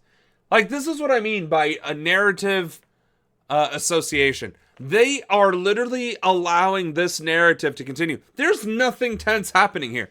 You got the two D&D brothers with a jug of water hanging out at the protest hoping to find a big titty goth girlfriend, some guy who's looking for his next smoke, and a guy behind him who's just there for the lulz. There is no tension here whatsoever. In fact, right now, protesters are facing off with federal agents. And this dude with the weird hat thing? That's the vicious protester that you're afraid of? No. Just as we were coming on the air, I noticed some federal agents started tapping each other on the shoulder, signaling to run, and that's when they ran and started chasing someone 1 block east of the ICE facility. They were not able to catch up to the person, and they walked back to the ICE facility. This is happening just after 2 arrests were made. One person who was arrested, I confirmed, is a counter-protester, and then we also saw another man being arrested earlier tonight, but very tense right now. In fact, yeah, the counter-protester got arrested for being, so mind you, if you're protesting ICE, that means the counter-protester is protesting on behalf of ICE. And the guy protesting on behalf of ICE got arrested. Meaning it was the right-winger that got arrested. It was the right-winger that was probably trying to incite violence. Which is why they got arrested. And again, it goes to show that every narrative that has anything, to do with the normal reaction to the state's abuse of power and authority as anything other than a normal and a healthy response is proof that the state is trying to become totalitarian. Riding for ICE and getting arrested. Right, that's embarrassing. Right, and it's the right wing monitoring gun owners. The very thing that they were so afraid was going to happen to them if a Democrat got into office. Let's come over here. Let's show this real quick. The interaction happening. Yeah, the tension. The protesters and the federal agents right over here. And as the fuck you is a little also tense. Mention that we have seen an increased police presence. Oh, the frog suits. With, Portland police. Protests continue outside the Portland ICE Detention Center. As it should. Like Bianca Barrett are taking and look, remember how we said early on. The increased damn it.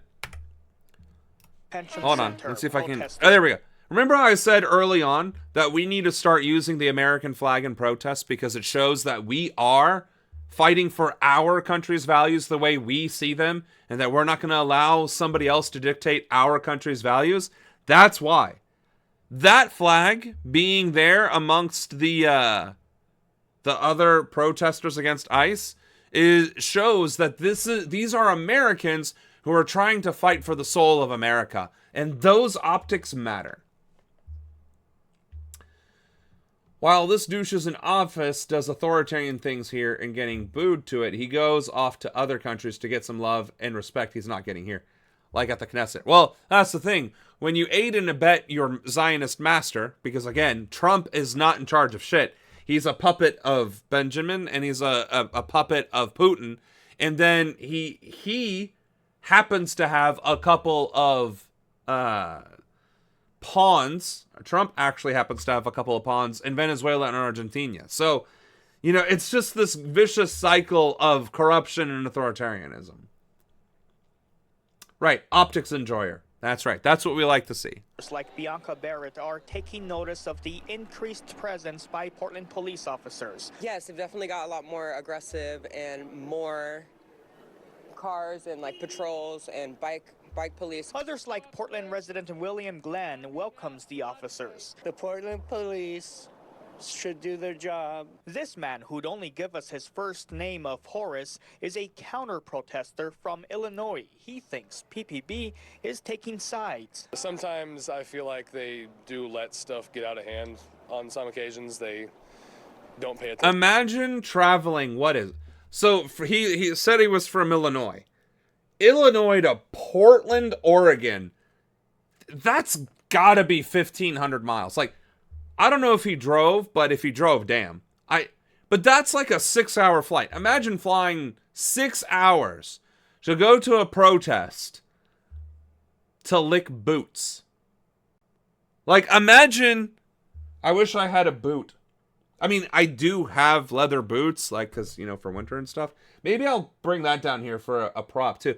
But imagine being such a cuck, such a bootlicker, you pay real money to travel across multiple states, pay for a hotel, go to the protest that is happening, go to the side that is being protested against, and immediately get on your hands and knees and just the boot. That's insane. That is absolutely insane. His name is Horace. Horace is a whore for us, the U.S. Ha! Horace is a whore for the U.S. Ha ha ha ha! All right. That's why he loves the admiration. He gets there, they throw anybody out easier than here. Even I have more dignity than that, right? Like, I don't mind being silly on stream, right? Because that's the streamer's job. But, like, damn. That's a great place to end this video on, I think, too. Let's try and get through some more videos now that we're halfway through the stream. A Clinton man from Brazil who had been living in the country under a deferred immigration action program is back with his family tonight. He was released from ICE custody after spending months in detention in Texas, fearing he would be deported and separated from his children. NBC 10 immigration reporter Oscar Margain has been standing by and is on it from Clinton, where ICE activity... Dude, that slick back that he's got going on, just... Look at that. And the streaks on that sucker. We have the same haircut, almost. Look at, I can't pull that off. I have a 7 head now. This guy. Oh, wait, he has it kind of flopped over on one. What a man. continues to be prevalent. Oscar. That's right. We were getting online reports that ICE was here in Clinton. We were able to confirm that with neighbors and the police department. And honestly, he looks like he would be a like on the ground talking about like inner city crime, like that kind of rugged reporter. I mean, look at that 5 o'clock shadow, right? He should just have his hair in a mohawk or something. Just like he should have it something a little bit more than the ultimate greaser slick back. Oh, shit. I know. What's on my mind is this guy's hairstyle. And just like ICE was arresting people here today, a man we spoke to from Brazil was arrested in a similar manner. And yet, against all odds, he was able to get a Texas judge to side with him. Damn. A Texas judge.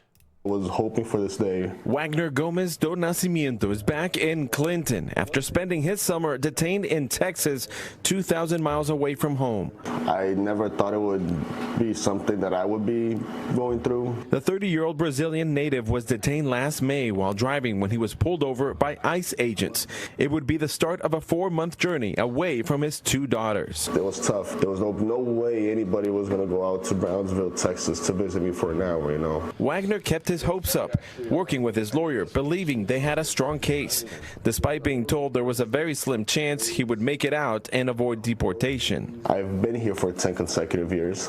I've been I have good moral conduct, and also my daughters, I have twin daughters that they have a lot of health issues. 12-year-old Chloe and Giselle. Yeah, I didn't want to say that because you should never judge children. Definitely never judge children, but the one daughter, this one specifically, in her other pictures seemed like there might have been something.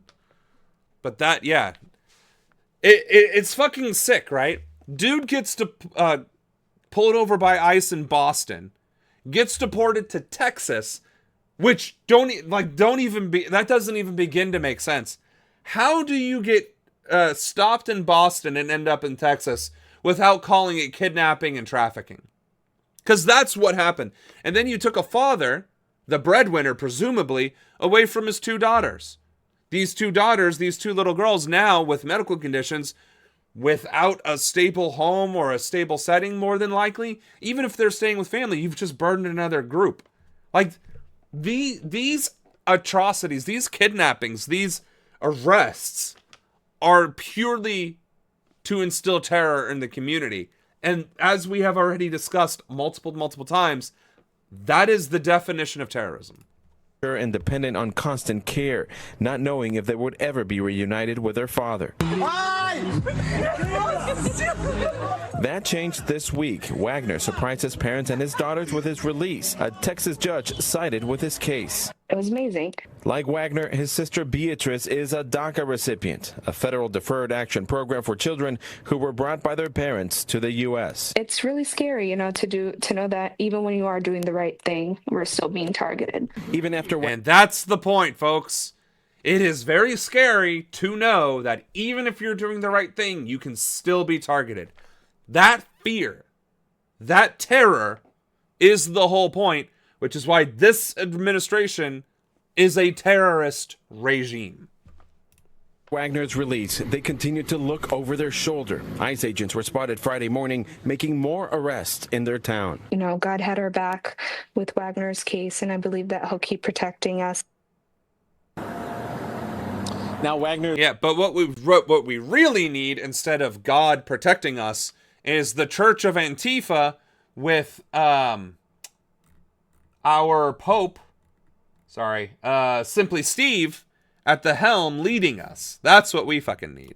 His lawyer tells me that he was initially detained over a minor traffic violation. We haven't been able to confirm that with... Yeah, how the fuck are you going to be detained over a speeding ticket and then kidnapped and deported to a whole other state thousands of miles away? And then the fact that people are arguing that that's a good thing or that that's okay or that that's moral or acceptable is absolutely fucking insane. Right. They aren't helping the community in any way. And people who are trying to support this are also not helping. If anything, they're outing themselves as a clear and present danger and threat to their communities. ICE just yet. We also reached out to the Department of Homeland Security to see if they're targeting DACA recipients, but we also haven't heard from them. We do know that the agency is continuing to accept renewals of DACA, but no new applications. Yeah, they're accepting renewals so they can be denied, and then once you are denied in person and you're no longer of legal status, you can be captured and deported. Because that's what's been happening since January 21st, 2025. And the cruelty and corruption of those actions cannot be stressed enough.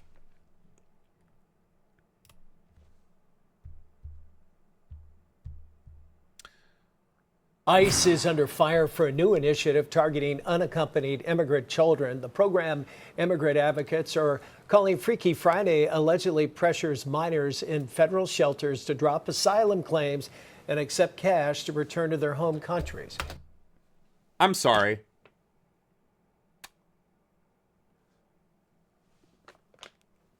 Since fucking when are children able to make legal decisions on their own without an attorney or a guardian present? Like, is that not like one of the most basic tenets of law, that children cannot be treated or cannot make legal decisions because they literally don't have the capacity to understand the decision that they're making? Like, you may as well charge a 4-year-old for stealing candy at Walmart when they took it off the shelf when their mother wasn't looking. Are you fucking serious? And the headline here is that ICE faces scrutiny.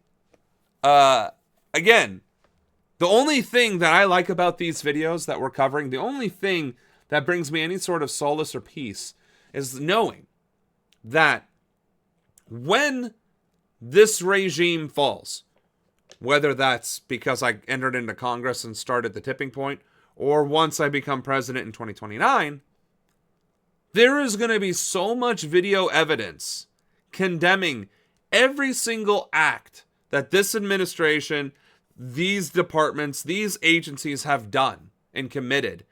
The crimes against humanity, the war crimes, the crimes against democracy, straight up violating our federal laws, our state laws, the Constitution, the whole 9 yards.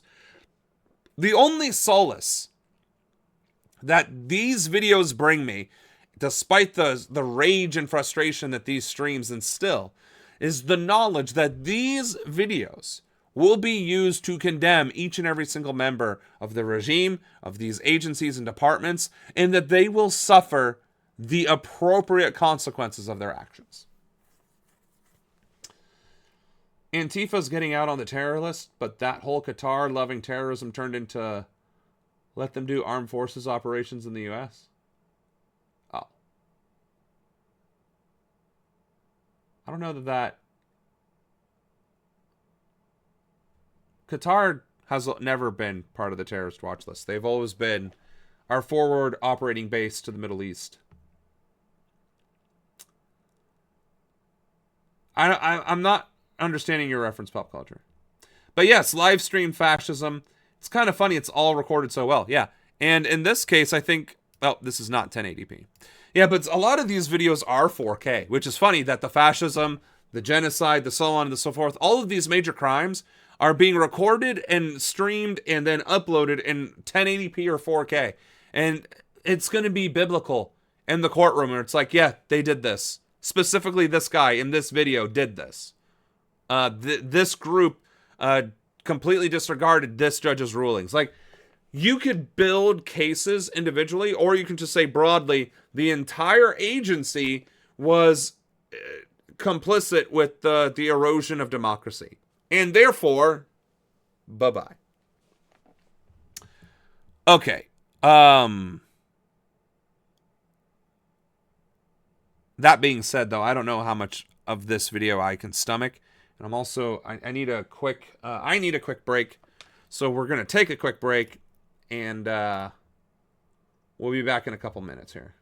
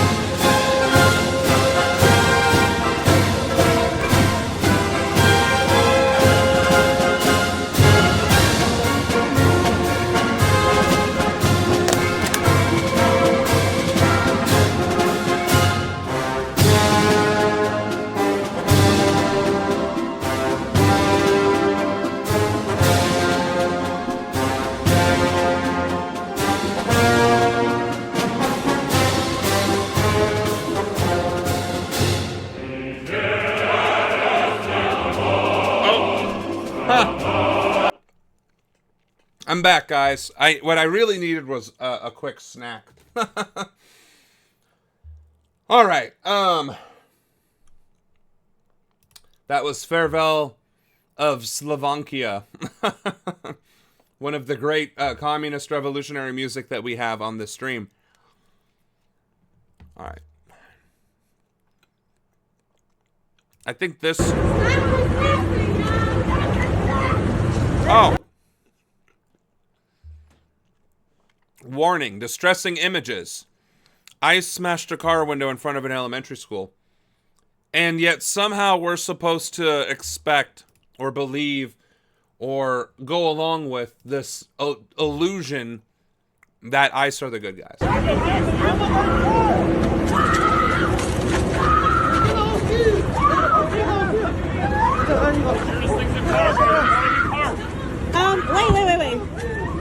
Wait, you guys came to the school to do this? Do you have a warrant? They haven't asked for a warrant. My name is Jocelyn from Cicero. They don't have a warrant. They didn't ask for one. They forcefully opened the door of the truck. It was locked. It was locked. You're going to record this. Don't get it closer from me, alright? Like, cool? Just stay back, please. You're being arrested for the Yeah, but you guys came to the school? They forced us out of the car. They were following us. They were on the deck. Whoa. My sister, help me. Help me.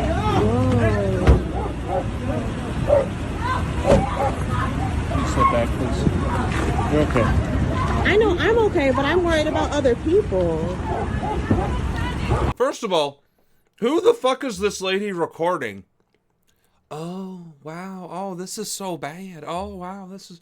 What the fuck is this lady's, like, is she in such a state of shock that she can't react appropriately to this? Also, this happened in front of a fucking kindergarten.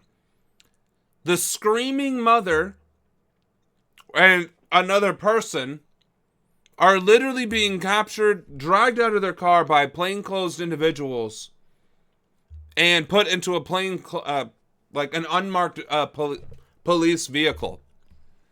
In very clearly broad daylight. And yet somehow ICE are the good guys.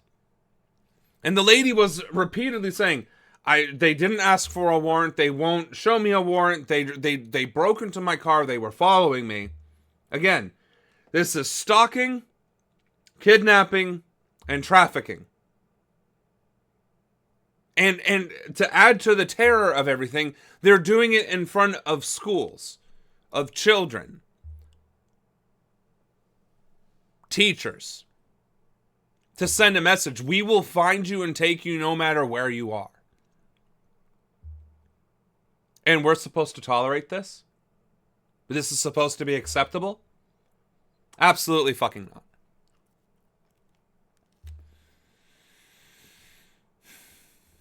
Speaking of,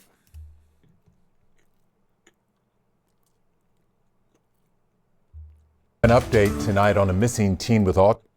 Well, here's the problem with that pop culture, is if Blue Team ends up in charge with unprecedented authority in the White House, they're going to just continue doing the same thing and pretend that they're not. That's exactly what's going to happen.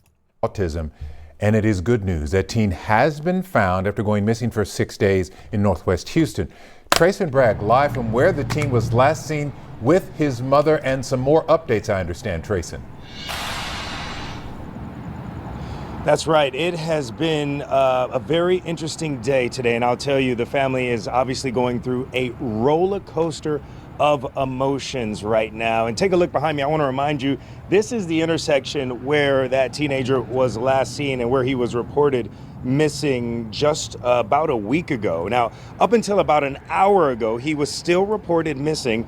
Then, as you mentioned, we get a call from HPD saying that he has been found safe. They couldn't share any other details with us, deferring us to the family, saying that they've been notified. Well, we then called the family. They told us that they hadn't been notified that their son was found. So they then start making calls, trying to figure out exactly where Emmanuel is and his condition and everything else to try to figure out exactly what's going on, where he is. Well, about 30 minutes later, the executive director of FIEL, who has been working closely with the family to bring Emmanuel back home, calls me back with the family, to tell me that they have actually learned that he is safe, but he is in the custody of ORR. That's the Office of Refugee Resettlement, which the director of FIEL described to me as a form of immigration for undocumented children. Now, he also mentioned that Emmanuel has actually been in ORR custody for about 4 days. He says, of course, they didn't know that. Apparently, HPD just found out today. And what they're learning from ORR is that he says that some law enforcement agency took Emmanuel to their custody. They weren't confirming which law enforcement agency that was, just said that he's been there for 4 days. Now, of course, we are still working to figure out exactly what comes next for Emmanuel and his family. But important to note here, Emmanuel, even though he's 15, according to his family living with autism, he actually functions, they say, like a 4-year-old child. So still so many questions the family is working to learn as soon as... You know those posts on the internet where you start off reading it and it just becomes worse and worse and worse before you get to the end? But each word that is written in that post, you have no idea what's coming up next. This headline says missing 15-year-old Houston boy with autism was in the custody of immigration authorities, which is bad enough. A missing person was actually in federal care, and that missing person was a 15-year-old fucking child in custody. And the people that were holding him in custody did not see fit to contact this minor's parents. So for 4 days, this kid was missing. Could have been dead, could have been murdered, could have been having his body parts strewn across Houston. But instead, the federal government, right, an immigration authority, that is a federal office, was the one that held him and didn't express any sort of whatever. In the United States of America, in October of 2025, our government is kidnapping and trafficking children and not even bothering to tell their parents about it. That's so fucked up. I don't even know where to begin. Here are the airports that say they will not play Homeland Security Director Kristi Noem's message at TSA checkpoints about the government shutdown. Now, basically that message says that flying is still safe, but it blames Democrats in Congress for the shutdown. Now, a lot of these airports are saying they're not going to play because they believe it violates federal laws. The airport's right here. We haven't heard publicly yet, though, which airports say they will play it when it rolls out sometime this month. Thanks, guys. I'm Jet Setter Jake. I mean, that was a very short video, but let's take that for a second. Airports refusing to air DHS message, which is a really funny way of saying airports refusing to air propaganda. And this creator knows that it's propaganda. Granted, he only has 10,800 subs, but you know that the word that you're looking for right here is propaganda, not message. This is exactly what I mean. You are sanitizing, you are doing the work of normalization for this administration by not using the right terminology.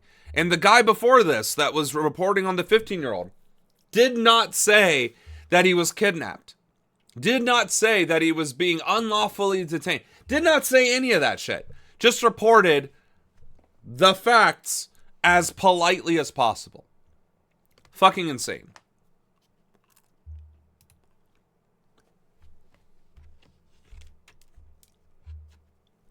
Maine's Democratic governor is jumping in the race to unseat the Republican Senator Susan Collins. There you have it. Which is hilarious. Puts the focus.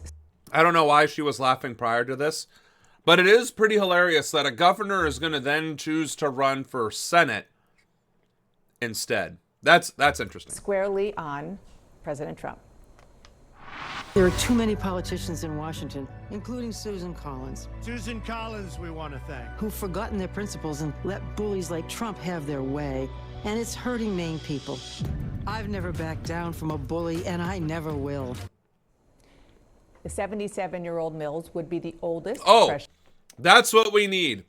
We need more almost octogenarians in office. That's exactly what we fucking need. Senator in history. But she has at least two major challengers in the Democratic primary, including military veteran and oyster farmer Graham Plattner. Oh, Plattner this guy. We watched his video. We watched his, was it his campaign video or was it his, announcement video? Quite frankly, I'd rather have this guy.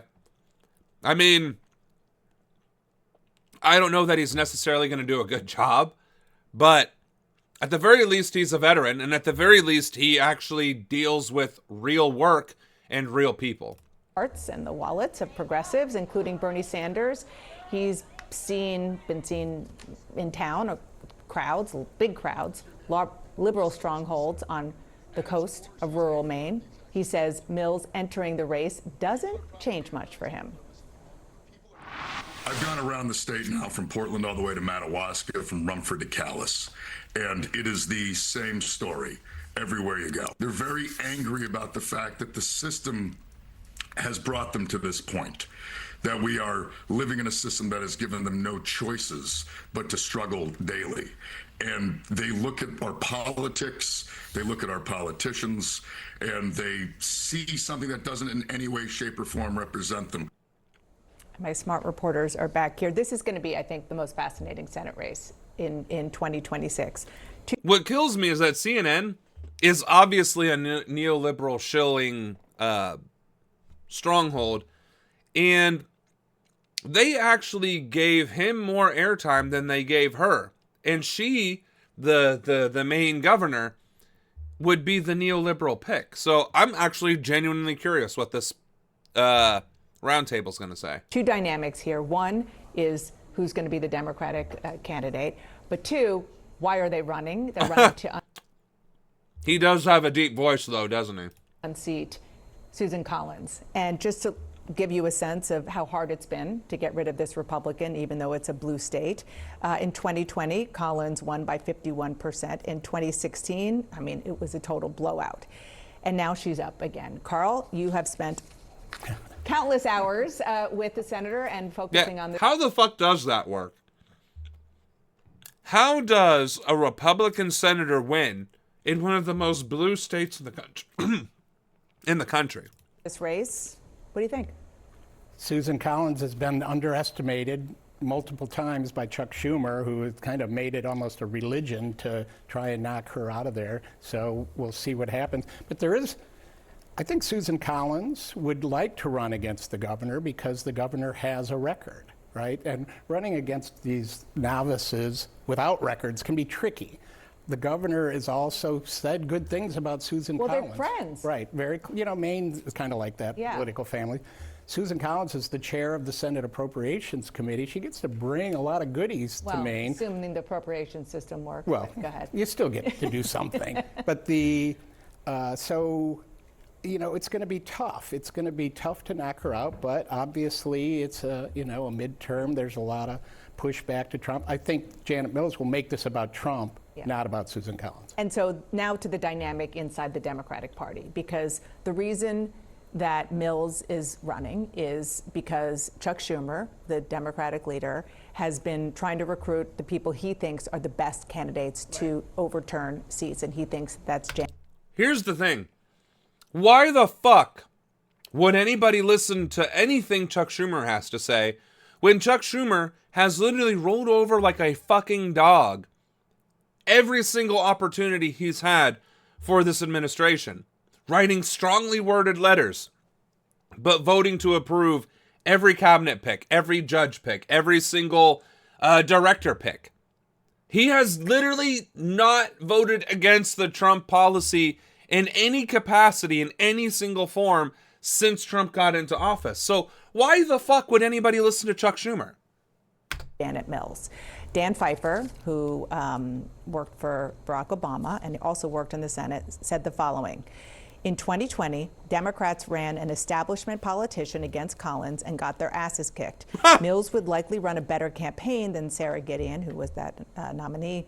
But at the same time, when voters hate politicians, are down on Democrats, and are yearning for younger leaders, is a 77-year-old two-term incumbent governor really the best choice? Yeah, I mean, if you ask about what were the lessons that Democrats that's kind of my point. Forward is that American Democrats want somebody who is able to accurately express what they're feeling and have it come off as honest and transparent across all mediums. That includes social media. They want somebody from a younger generation, and they want somebody who fundamentally believes that they believe understands what they are going through. And so if you look at Janet Mills, is that candidate? I think a lot of young people in the state potentially would question that. Of course, this is what Chuck Schumer wants, and he is leading the Democratic Party right now, and so therefore he kind of gets what he wants. This is a big win for him specifically. Which is a fucking... that's the entire problem. And it's been the problem since long before I ran for DNC chair, when I ran for DNC chair, and since I've ran for DNC chair.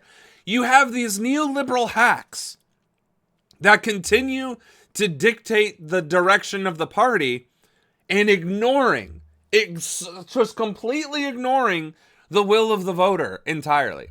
And then they wonder why they keep fucking losing. So, that's plenty of that, I suppose. Oh, this could be interesting. Breaking news in Pennsylvania right now. Jessica, go ahead and update our viewers. That's right. The man accused of firebombing the Pennsylvania governor's mansion earlier this year just pleaded guilty to a slew of charges that include attempted murder and terrorism. And this is chilling new video. He dressed up as a postal worker? The DA's office just releasing this, showing 38-year-old Cody Balmer walking around the governor's mansion in Harrisburg on the night of April 13th, throwing makeshift Molotov cocktails in the home while Governor Shapiro and his family, including his children, were sleeping inside. CNN's Danny Freeman is in Philadelphia. And Danny, we know in just a few moments. Well, and he pled guilty. So clearly, he has no fucking remorse whatsoever. But that's the thing. That's the political climate we're in. Maybe he did message and write the governor's office. Maybe he did do the petitions. Maybe he did everything under the sun that he could do to reach the governor, and he was ignored because governors don't give a shit about the population anymore. Most politicians don't give a shit about the people the exact second they become elected. Most of them are like that. And so it's no surprise that during the most corrupt era of American history, these politicians are getting attacked and the people feel no remorse for it. Now, I don't know enough about the governor of PA to say that it was justified, but I can only imagine that the Pennsylvanians are not living that utopian society that I was talking about earlier, and therefore are probably suffering the same way that you and I are in America, and are probably fed up with it. So, let's see, what else do we got here? Pete Hegseth trying to force the media to listen to propaganda, I guess. Signed the Pentagon's new restrictive press access rules. It states that reporters cannot solicit or report on any information the Department of Defense does not authorize. Which is insane, because the right of the free press shall not be infringed. That is the what's the let's just do the full language of a free press U.S. Constitution.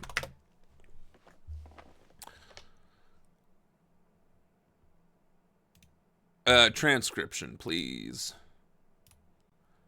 Congress shall make no law respecting an establishment of religion, or prohibiting the free exercise thereof, or abridging the freedom of speech or of the press. Meaning, not limiting the press. That's what abridging is. To not limit free speech and to not limit the press. Or of the right of the people to peaceably assemble and to petition the government for a redress of grievances. Notice how it doesn't say by staying specifically in a park that's far away from the government or from interaction. It doesn't say that as long peaceful is defined as not disrupting government activities, which is what they would be protesting against anyway. And again, to petition the government for a redress of grievances. Again, how many times have people sued the government or signed actual petitions to get the government to change to simply be fucking ignored? Organizations across the board, including CNN, as you might imagine, rejected signing a pledge like that. Defense Secretary Pete Hegseth called Pentagon press access a, quote, privilege, not a right, and responded to outlets who aren't signing it. I'm pretty sure this is the Bill of Rights, not the Bill of Privileges. And abridgment of the press is listed under the Bill of Rights. So methinks one would assume that it is in fact a right and not a privilege. With a single waving hand emoji. Joining me now, CNN chief media analyst Brian Stelter. Brian, what should outlets expect today? Obviously, especially those who are saying we're not signing this because you are basically telling us what we can and cannot report on or say. Hold on. Place your bets. Does CNN have the gumption to say that the defense secretary is unequivocally incorrect because the right to an unabridged free press is a guaranteed right in the First Amendment, not a privilege? Yeah, this was originally described a number of weeks ago as a pledge. There were some revisions after negotiations with media outlets, but newsroom leaders and media lawyers looked at this document from the Pentagon and said this was simply unacceptable. It's an infringement on First Amendment rights. Huh! I wasn't expecting that. It has the potential to criminalize acts of journalism because so much of what reporters learn about the military, some of it comes from leaks. Some of it comes from sources who are not technically authorized or allowed to provide the information, but they're sharing that information in the public interest. This new document, this new so-called pledge, would potentially criminalize that kind of coverage and put journalists at risk of prosecution. So that is why so many news outlets are standing up and saying they will not sign the papers today. The Pentagon is... I mean, great. They're at least standing their ground on doing the absolute barest minimum definition of journalism. Great. Can we start now not promoting and perpetuating the propaganda? Can we start calling for Trump's impeachment? Can we start calling for the abolition of ICE? Can we start calling these criminal activities and acts of terror what they are?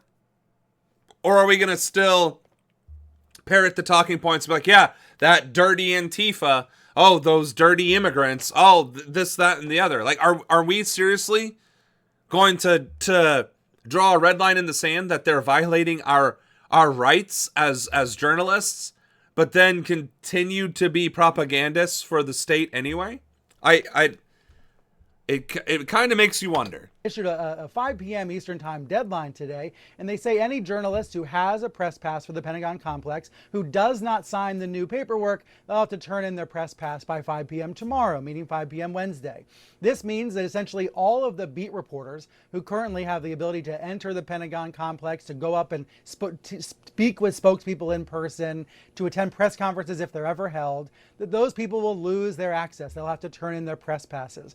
But it is remarkable, Sarah, the show of solidarity that we are seeing does... That is remarkable because it's left-wing, well, the left-wing, it's liberal and conservative outlets that are all in agreement, which is unprecedented. Dozens of media outlets at this point all agreeing they're not going to sign this paperwork. They're not going to go along with these restrictions. They are going to choose to hand in those press passes instead.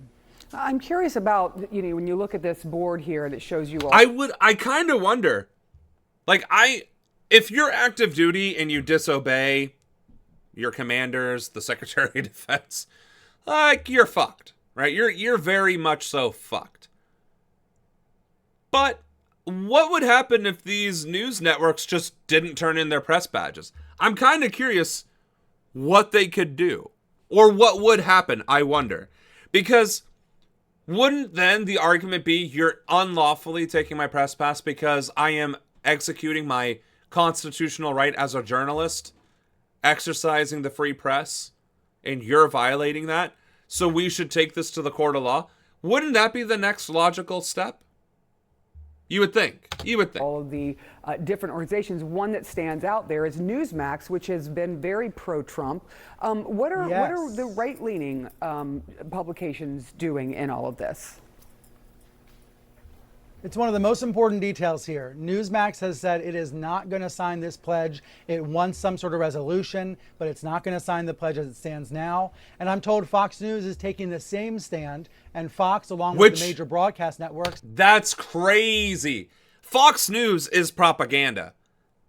100% propaganda. But Newsmax is like propaganda on steroids. It's like literally Goebbels vomiting the words out of his mouth and putting it on the media. So the fact that Newsmax is even refusing to do this is crazy. Absolutely crazy. Is going to come out later today and say it's not willing to sign along and play along with these rules either. CNN, of course, this network already said last week that it wasn't going to go along with these rules. Let me show you first CNN statement saying CNN's mission to report on fully and fairly about the U.S. military. Well, that's clearly not true because CNN has been promoting war for as long as I've been fucking alive. The Trump administration will continue regardless of physical access to the Pentagon. We will not be deflected from our duty to hold all three fairly and fully to account, and will continue to report on the actions and decision-making processes of the U.S. government without fear or favor. Newsmax in a statement saying much the same thing. So it is telling, we're seeing some of these. Did they take the same AI prompt and share it amongst themselves?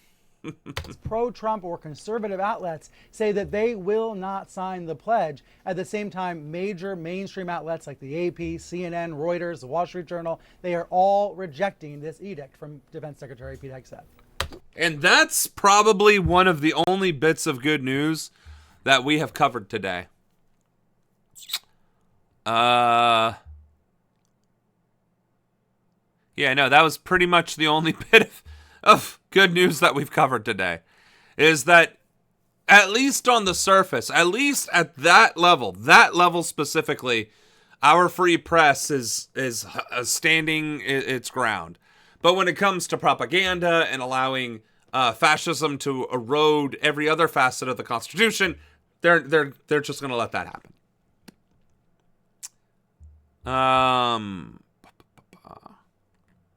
All right. We're going to end today's show with Juan, where he is right now in Chicago.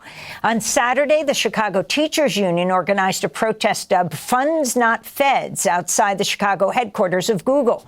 They're demanding an end to ICE raids and calling for federal funds to be redirected to schools, healthcare, food assistance, and violence prevention. This is Chicago alderperson Anthony Joel Quesada. We're also here because... What, didn't we watch one of these in the Chicago School Board or the alderman where she was speaking and then getting arrested in her fucking office for being brown and speaking out against ICE? We know what we're up against.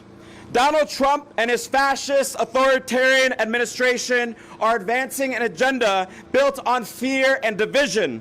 They are stripping away health care, food access, and housing from those who already struggle the most, like our elders and our working families. They are terrorizing our communities and kidnapping our neighbors. Literally. They literally we covered it just a few minutes ago. They literally kidnapped a 15-year-old autistic boy and led their family to believe that he was a missing person for 4 days straight. While they take from the many, they reward the few. So Juan Gonzalez, there in Chicago, leading reporter, as usual, reporter extraordinaire. Talk about the latest in Chicago right now. Well, Amy, the amazing thing that's happened over the last several weeks is this grassroots movement that has developed all around the city to protect immigrants from ICE raids. Just late last week in the mostly Latino neighborhood of Belmont Cragen, there was a meeting called for community members to join a rapid response group. They were supposed to meet at a Mexican restaurant. Over 200 people showed up, so many people that they couldn't actually hold the meeting because people couldn't fit in to the restaurant to sit down and get their instructions. So they basically had to give out the literature. There have been meetings all around the city at college campuses and in neighborhoods. Now that is what we're talking about. That is exactly what democracy looks like. And that's the thing. People think that there is not enough interest in their community, in their neighborhood, in their whatever, to organize and come up with plans and strategies to go against the fascism that is happening. Now, granted, there might not be organizations that have literature ready to hand out in all of these places, right? Pretty certain BFE Perry, Tucky, Ohio probably doesn't. But that doesn't mean that you can't do the research, find the information, go to your local library and print that information out and distribute it. Or, in fact, crazy, no, I think I might accidentally dox myself if I do that. Hold on a second. Let me try something here.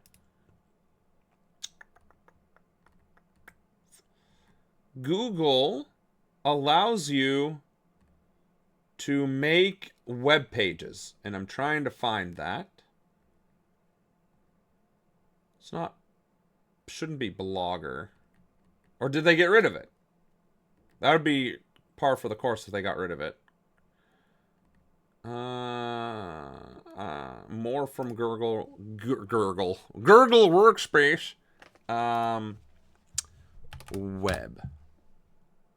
Web page? I've used it before. I just don't know where it is now. Son of a bitch.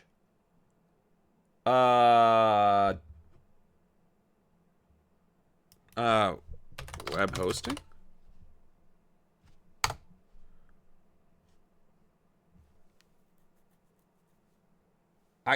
Okay, I lied. Or I didn't lie, but I guess they got rid of it.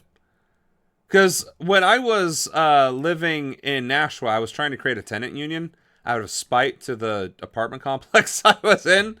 And I did create a website and then converted it into a QR code to where they could go to the website and it was free. Now, it wasn't like a pretty website or anything, but it definitely served the purpose.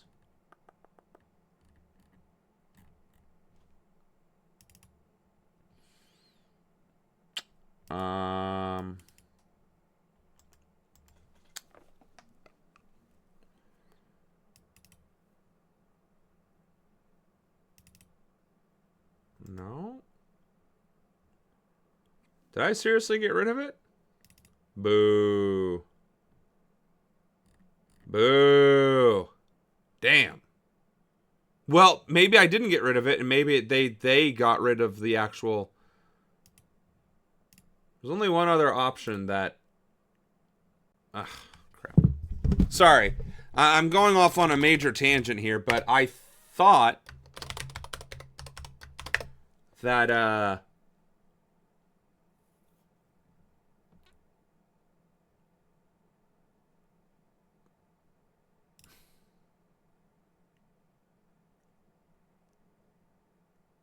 son of a biscuit.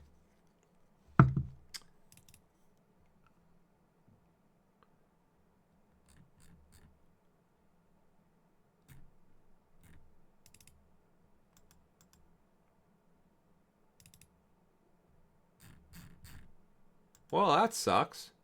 That really sucks. Hello, True Steel. I am a bit of a hater. You're absolutely fucking right. Well, is it, maybe it is Blogger. Publish your passions. Create a blog. Choose a name for your blog. Nah, that's definitely not that. Damn. So Google had a way to create web pages, and then they got rid of it. That's fucking nuts. Damn. Well, okay, so you could still make a website using WordPress. So we can still do WordPress. Right? And you can make your website, and then you can put your information there and then go to Vistaprint. And this is the coolest shit ever. Go away. You can actually create a QR code.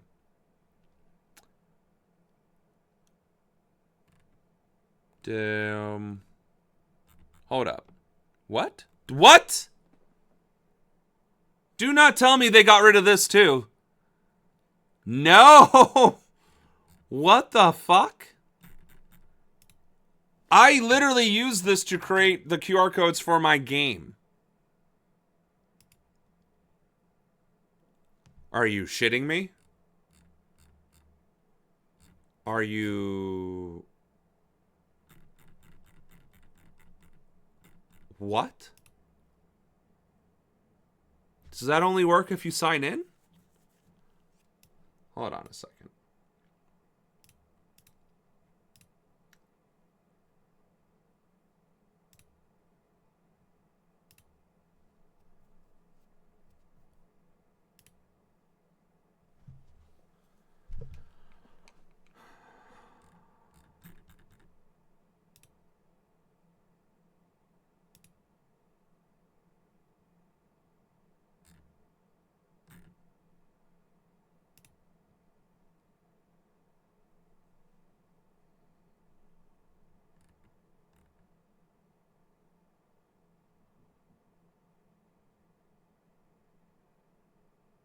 I cannot believe this shit.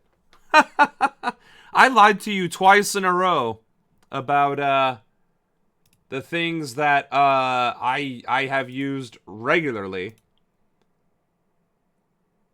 for a couple years now, and that's no longer a thing. Holy shit.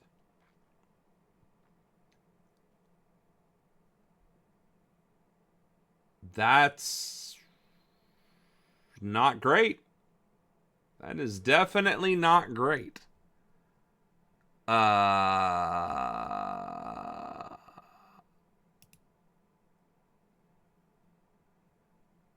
What the hell? When did Vistaprint get rid of its QR generator?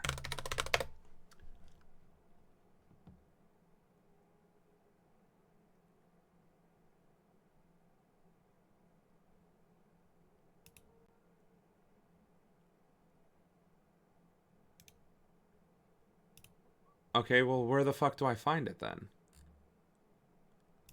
Okay, so according to Google, it falls under design services?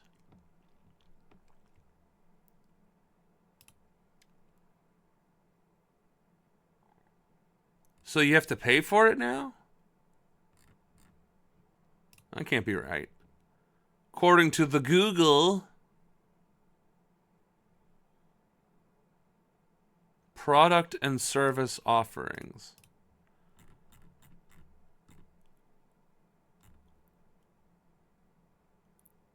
That doesn't even make sense.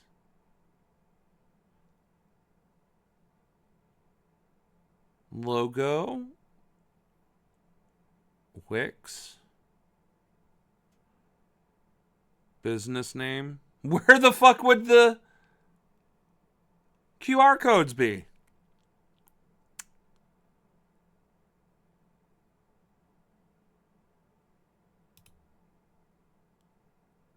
I mean, I genuinely thought it would be... So...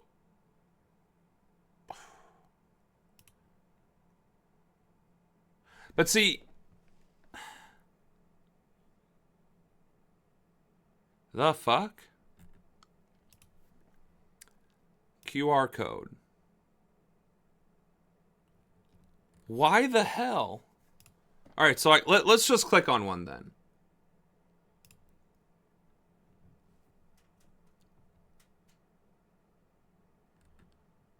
So we have the circle, size, horizontal, whatever. Browse design. We'll do the coffee shop thing. Bro, pick this. What are you fucking doing?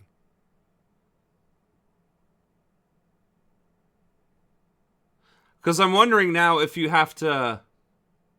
Yeah, Google Pages. That's what it was called.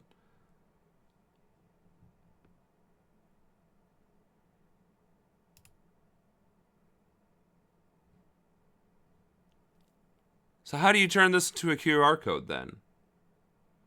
Because at this point, you're just developing a fucking sticker. Okay, I guess Vistaprint is also really damn slow nowadays. That's not great either. But, okay, well, WordPress is still free at least, and Vistaprint allegedly has QR codes, but you can always... There's other QR code generators. QR code...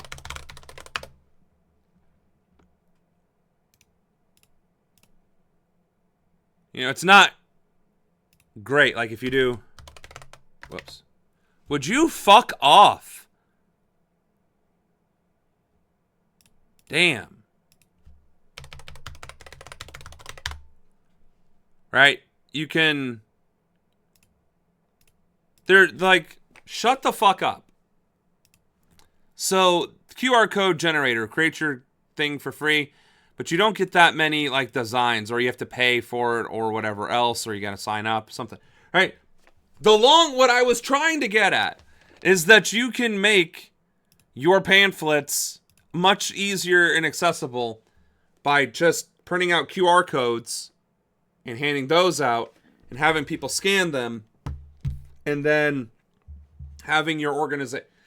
The damn long-ass tangent for all that, right? So... You said you were able to find Google Pages. I wonder why I wasn't able to find that. Google Sites. That's what it was called. So, Google Sites. That's what it is. Sites. And you can then convert your site, once you publish it, into a QR code, slap that on a sticker, a business card, a pamphlet, a leaflet, or whatever, and then you can hand out your organization for your community, right? So when we start the Church of Antifa, we might do that. Google Sites. And then...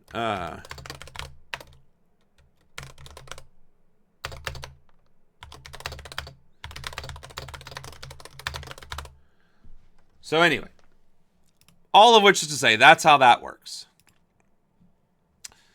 And we got 30 minutes left and most of 42 videos. Let's go. Let's just start with this. Apparently, special education doesn't matter anymore. If you have special needs, we don't value you anymore. Most employees in its Office of Special Education and Rehabilitative Services, part of a sweeping reduction in force that began Friday. The agency has not released official numbers, but reports suggest the cuts impacted the majority of staff below leadership, including those in the Trial College Access Program.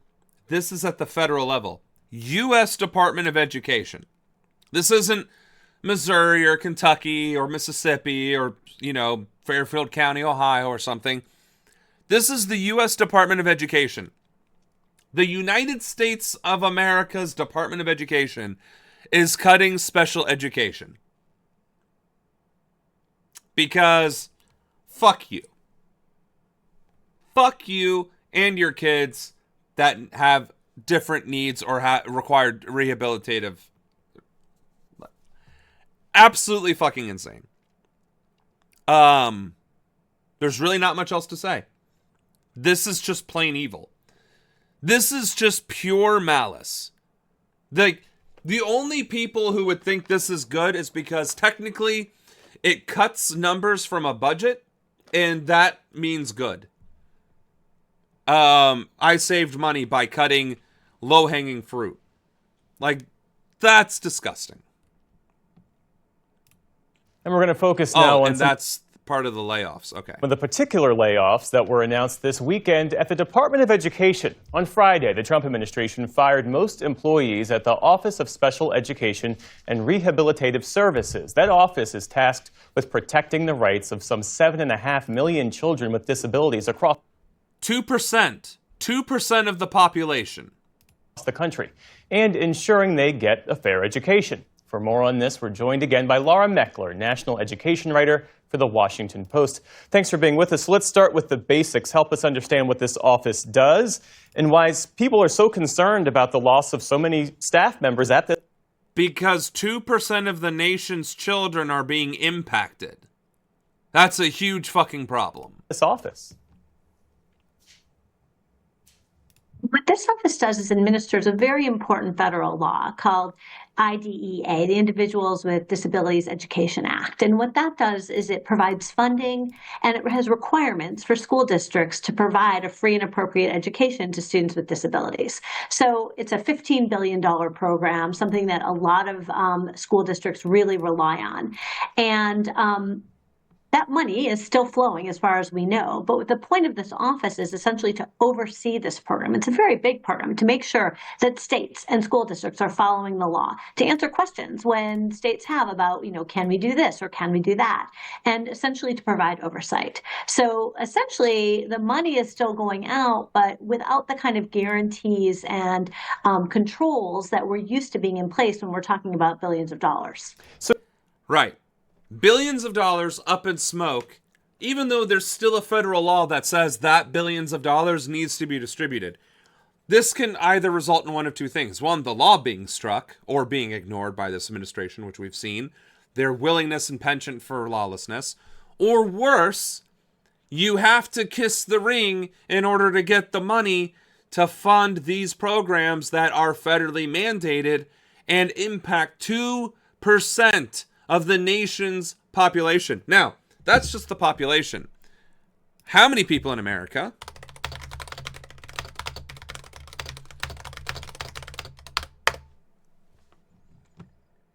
$73 million. So 74 million according to UNICEF. So that would actually be 10%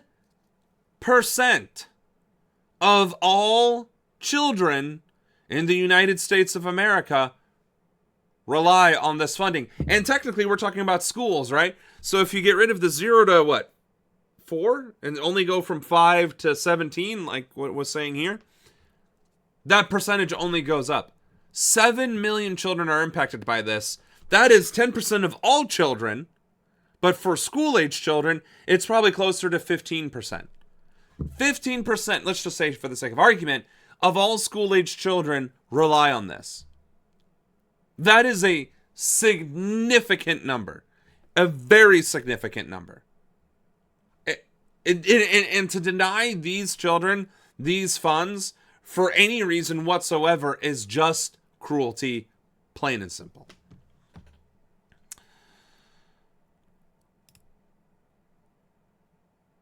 Oh, and it wouldn't be an American news story if there wasn't This morning, school 9 shootings. people are dead and dozens more hurt after 3 separate shootings in Mississippi. Sorry, pop culture. The kicker is that she's gotten all the help she needs after taking one too many stone cold stunners and tombstones today. Right. All of these department heads, she looks like she's about to sneeze. All of them have. That was I'm sorry for doing that to you, ma'am. You did not deserve that. All of these cabinet secretaries are sociopathic billionaires with a vested interest in destroying the position that they're in. I mean, look at RFK Jr. He is literally dismantling everything that HHS stands for. Melinda McMahon, or whatever the fuck her name is is deliberately going out of her way to dismantle the education system because she's invested in private education. And the list goes on. Everybody in a cabinet position is dismantling that very position. Happening during homecoming celebrations. Now the FBI is getting involved in one shooting where the search is still on for the suspects. If you were standing next to somebody and you seen something, man, or you seen somebody who's doing that shooting, man, report that. Social media footage capturing loved ones outside the Delta Health System's medical center the night of the Leland homecoming mass shooting. We ask the public to recognize that they have a role in this investigation. The FBI's Jackson Field office is leading the investigation alongside state and local law enforcement, asking for the public's help to identify these 4 people they say are connected to the shooting. Why, first of all, why the fuck would you shoot kids celebrating homecoming? I don't understand that. Like that, I don't understand that, period. And second of all, like 9 people were killed. What the fuck? And okay, fine, this isn't technically a school shooting, it's a homecoming celebration, but like, it's going to be found out that these are all teenagers from what? The same school? A rival school? Like, this is insanity. This is absolute fucking insanity. And I guess these next couple of videos are about that. So we'll just... Asking for the public's help to identify these 4 people they say are connected to the shooting. Speak up, share, give us that opportunity to get these subjects off the street. The FBI Jackson has also established a digital media tips website to collect any video or photos from anyone that was at the intersection of 4th Street and North Main Street on Friday night. Better picture. There was a body right here. There were 2 right here. There was one in front of here. Like Mildred Michael. All you saw was like people sitting down or standing around crying because they were starting to identify the different people that was laid out. And so far, Leland's fire chief confirmed the mass shooting took 6 lives with at least 6 others in critical condition. Tragedy here in the city of Leland, our heart hurt, we mourning, everybody mourning, you know, even for the people that's not from Leland, you know, don't nobody deserve what happened, you know. Officials say more casualties are possible as the investigation continues, but the search remains active tonight for this woman in a white t-shirt, a man in an orange jacket, another man in an orange and white jogging suit, and a man in a black graphic tee, all seen in the area the moments gunfire let out. What I also don't understand is, isn't it 2025? How do we not have better security cameras? Like, how the hell do we have like the most pixelated 1990s computer graphics imagery to help us? Like that to me just... Again, it speaks to capitalism. We're going to buy the cheapest security equipment for whatever reason, right? Just to say that we have it to check a box. And then when it actually comes time to use the security footage, you get the Bigfoot images. Like, that's insane to me. There's a video about the suspects being arrested. They're black, so the racists are out in full swing. My Ring camera has better images. Exactly. That's exactly right. And apparently there are arrests, okay?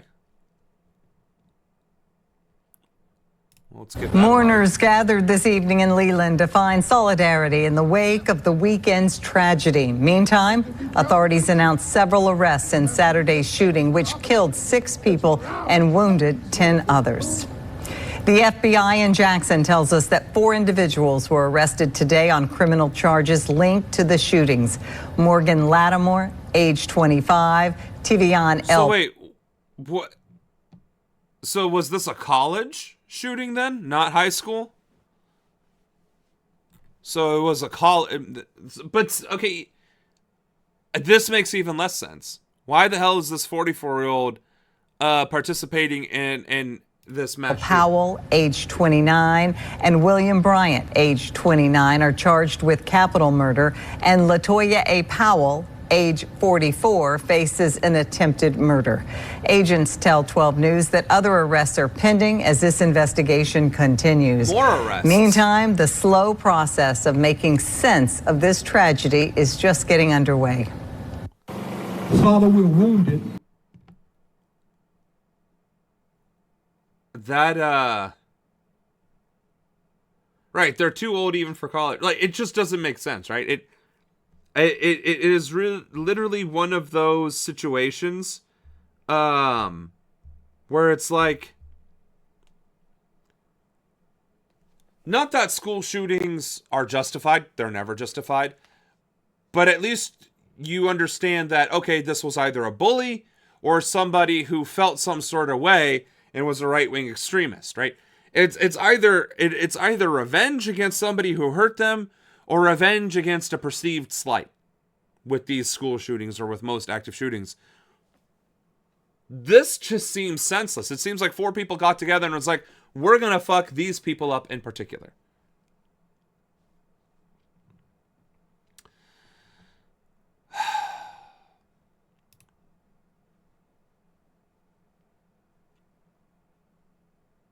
Court filing said that more than 4,000 federal workers would be fired during this shutdown. Well, breaking this morning, a White House official confirms to ABC News that that figure is just a snapshot in time. Those numbers will rise. And as this government shutdown is now in its 12th day, President Trump says he's directing Defense Secretary Pete Hegseth to use all available funds to pay members of the military on October 15th. Some 2 million military service members are part of that essential federal employee group required to keep working through the shutdown.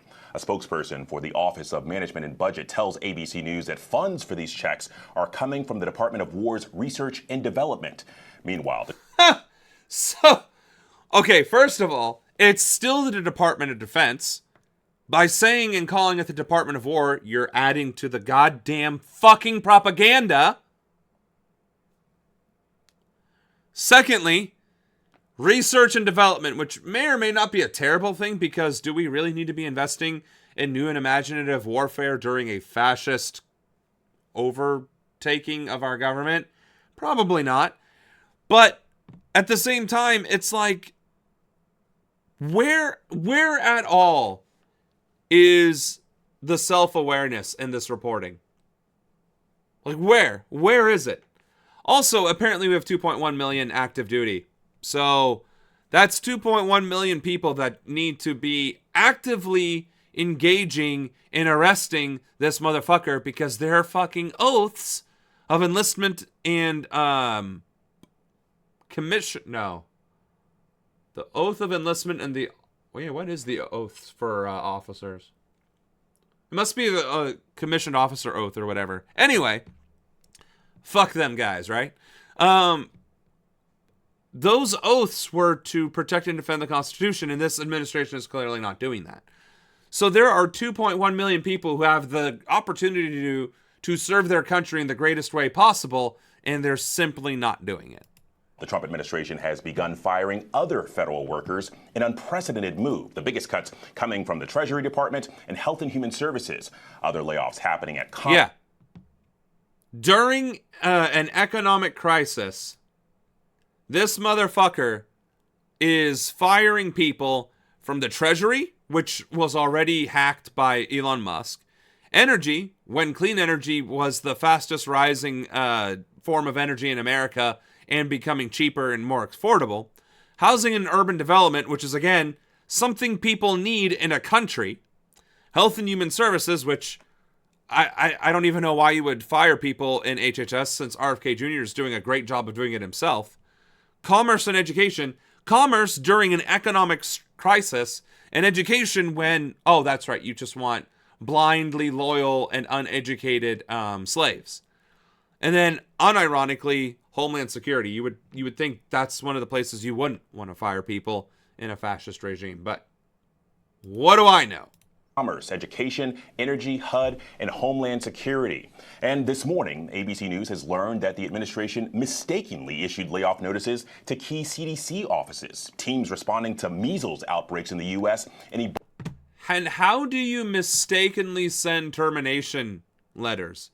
Like, it's just obvious that this administration wants to consolidate more and more power and create more and more chaos. Ebola cases in Africa.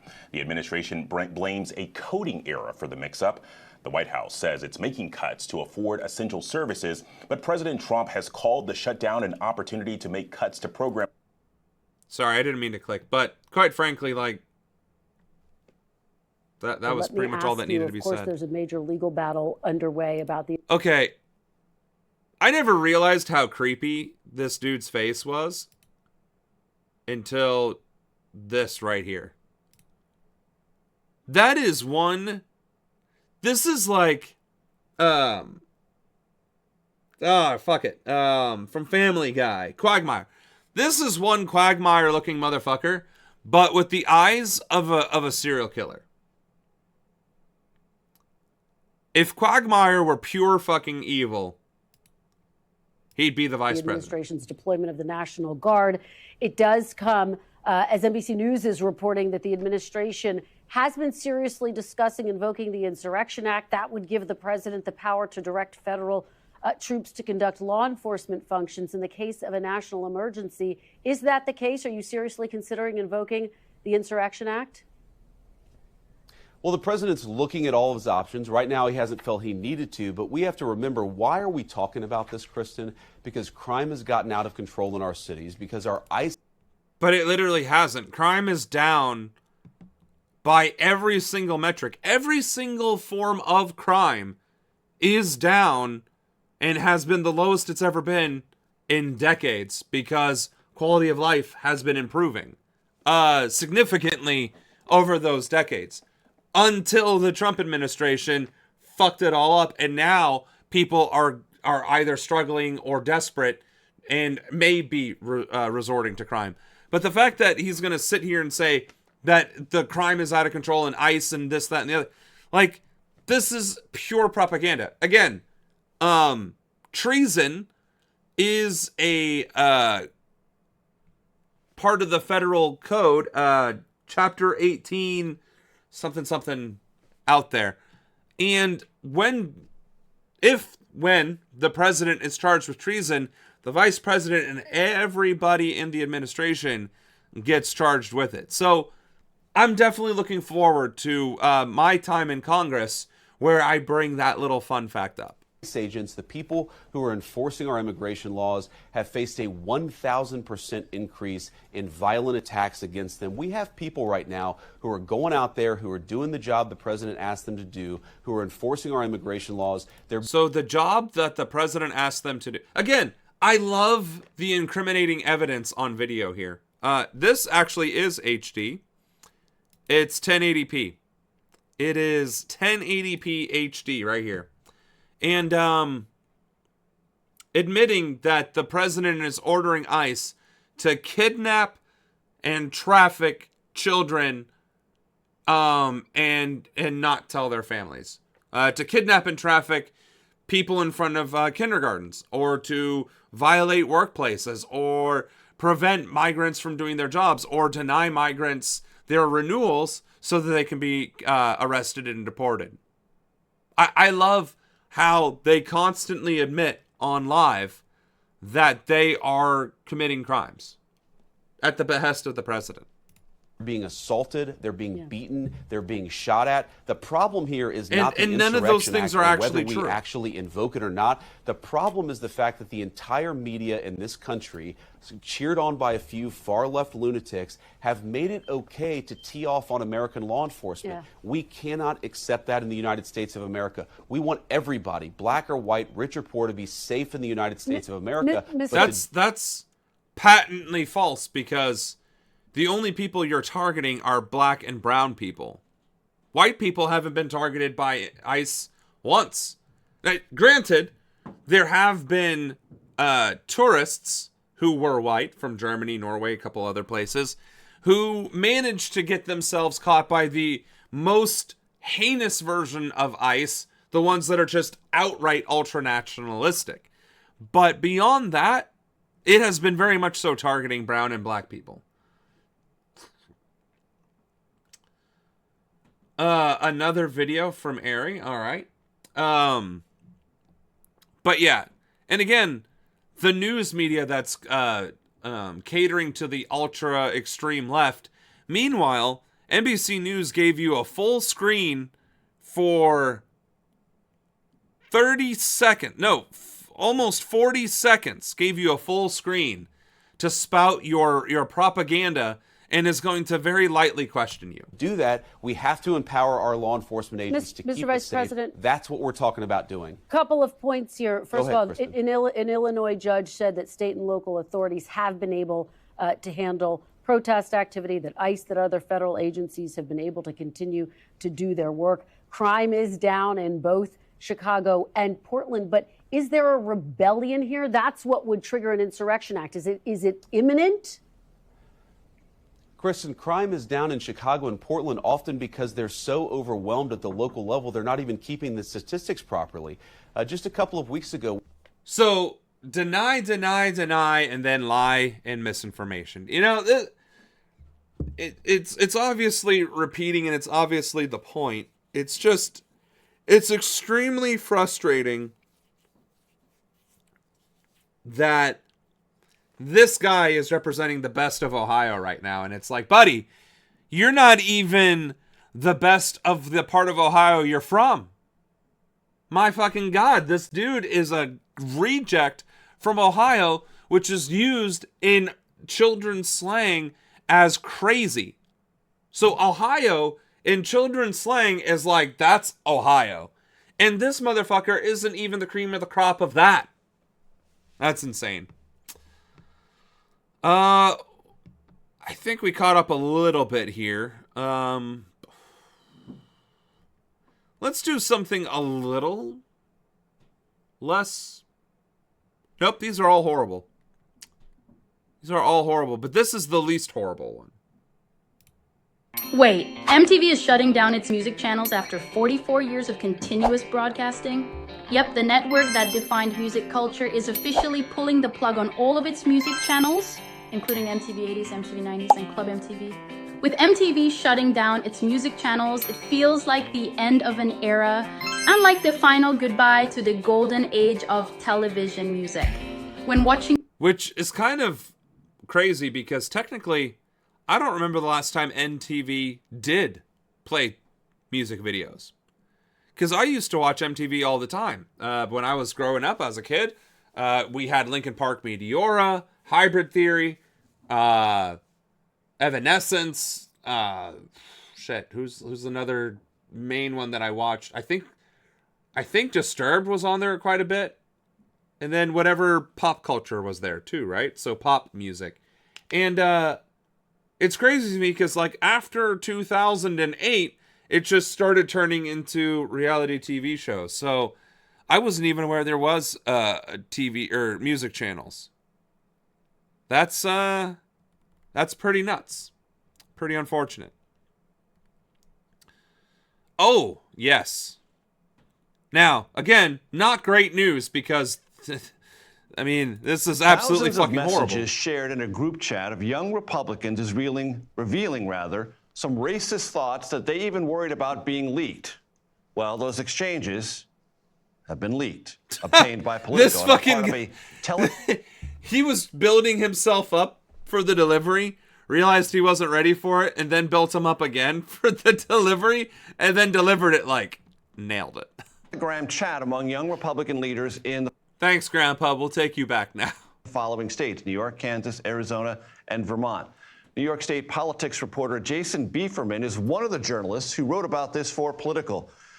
Jason, tell us about this story, how it came to you, and what was exchanged in these Telegram messages based on what your reporting has revealed. Politico obtained over 7 months of thousands and thousands of messages in a Telegram group chat between... Bruh, who infiltrated the right-wing Hitler Youth Telegram chat? That's nuts. Like you said, leaders in the young Republican state organizations in Arizona, New York, Kansas, and Vermont. Now, it's kind of a misnomer, Young Republicans, because it's called the Young Republicans, but these are, full-grown adults, 18 to 40 years old. And over the course of these 7 months, they exchanged messages with, extremely anti-Semitic and racist comments. They referred to Black people as monkeys or the watermelon people. They called rape epic. They talked about the love of Hitler with factions of their party, or even supporting slavery. This was a chat with members elected to lead their states within a prominent Republican youth political organization that numbers 15,000 people, and they were in a campaign to lead this organization nationally. My colleague and I, my colleague Emily No, we really looked into this and wanted to see, why are they speaking like that to each other? And does this have anything to do with kind of the way that the norms of our political discourse have been changing, some would say, since President Trump came to power?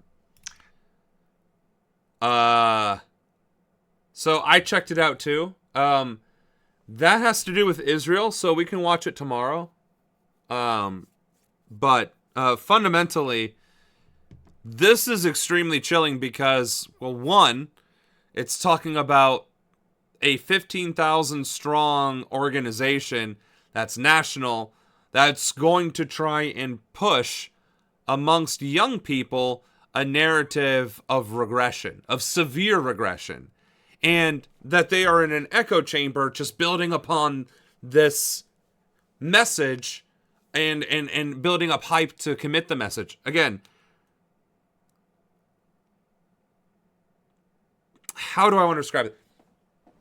When people fantasize about a thing, the fantasy is only fulfilling enough to a certain point. At a certain point, that fantasy has to become a reality. You have to go for it. And so, when you have the Hitler Youth organizing and fantasizing about raping women and enslaving Black people again, and anti-Semitic, whatever that means, killing Jews, I'm assuming.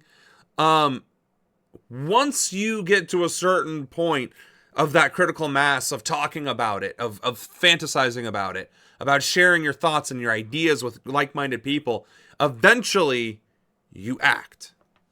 And the fact that this leaked at a point where it's achieving critical mass is possibly the only thing that might have prevented a major tragedy. Then again, this administration has a habit of ignoring right-wing extremism, which this is very clearly that. So, it's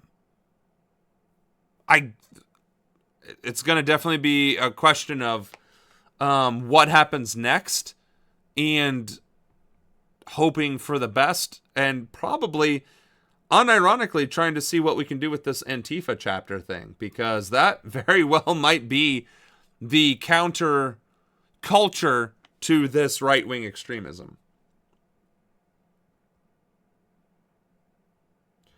Sure. The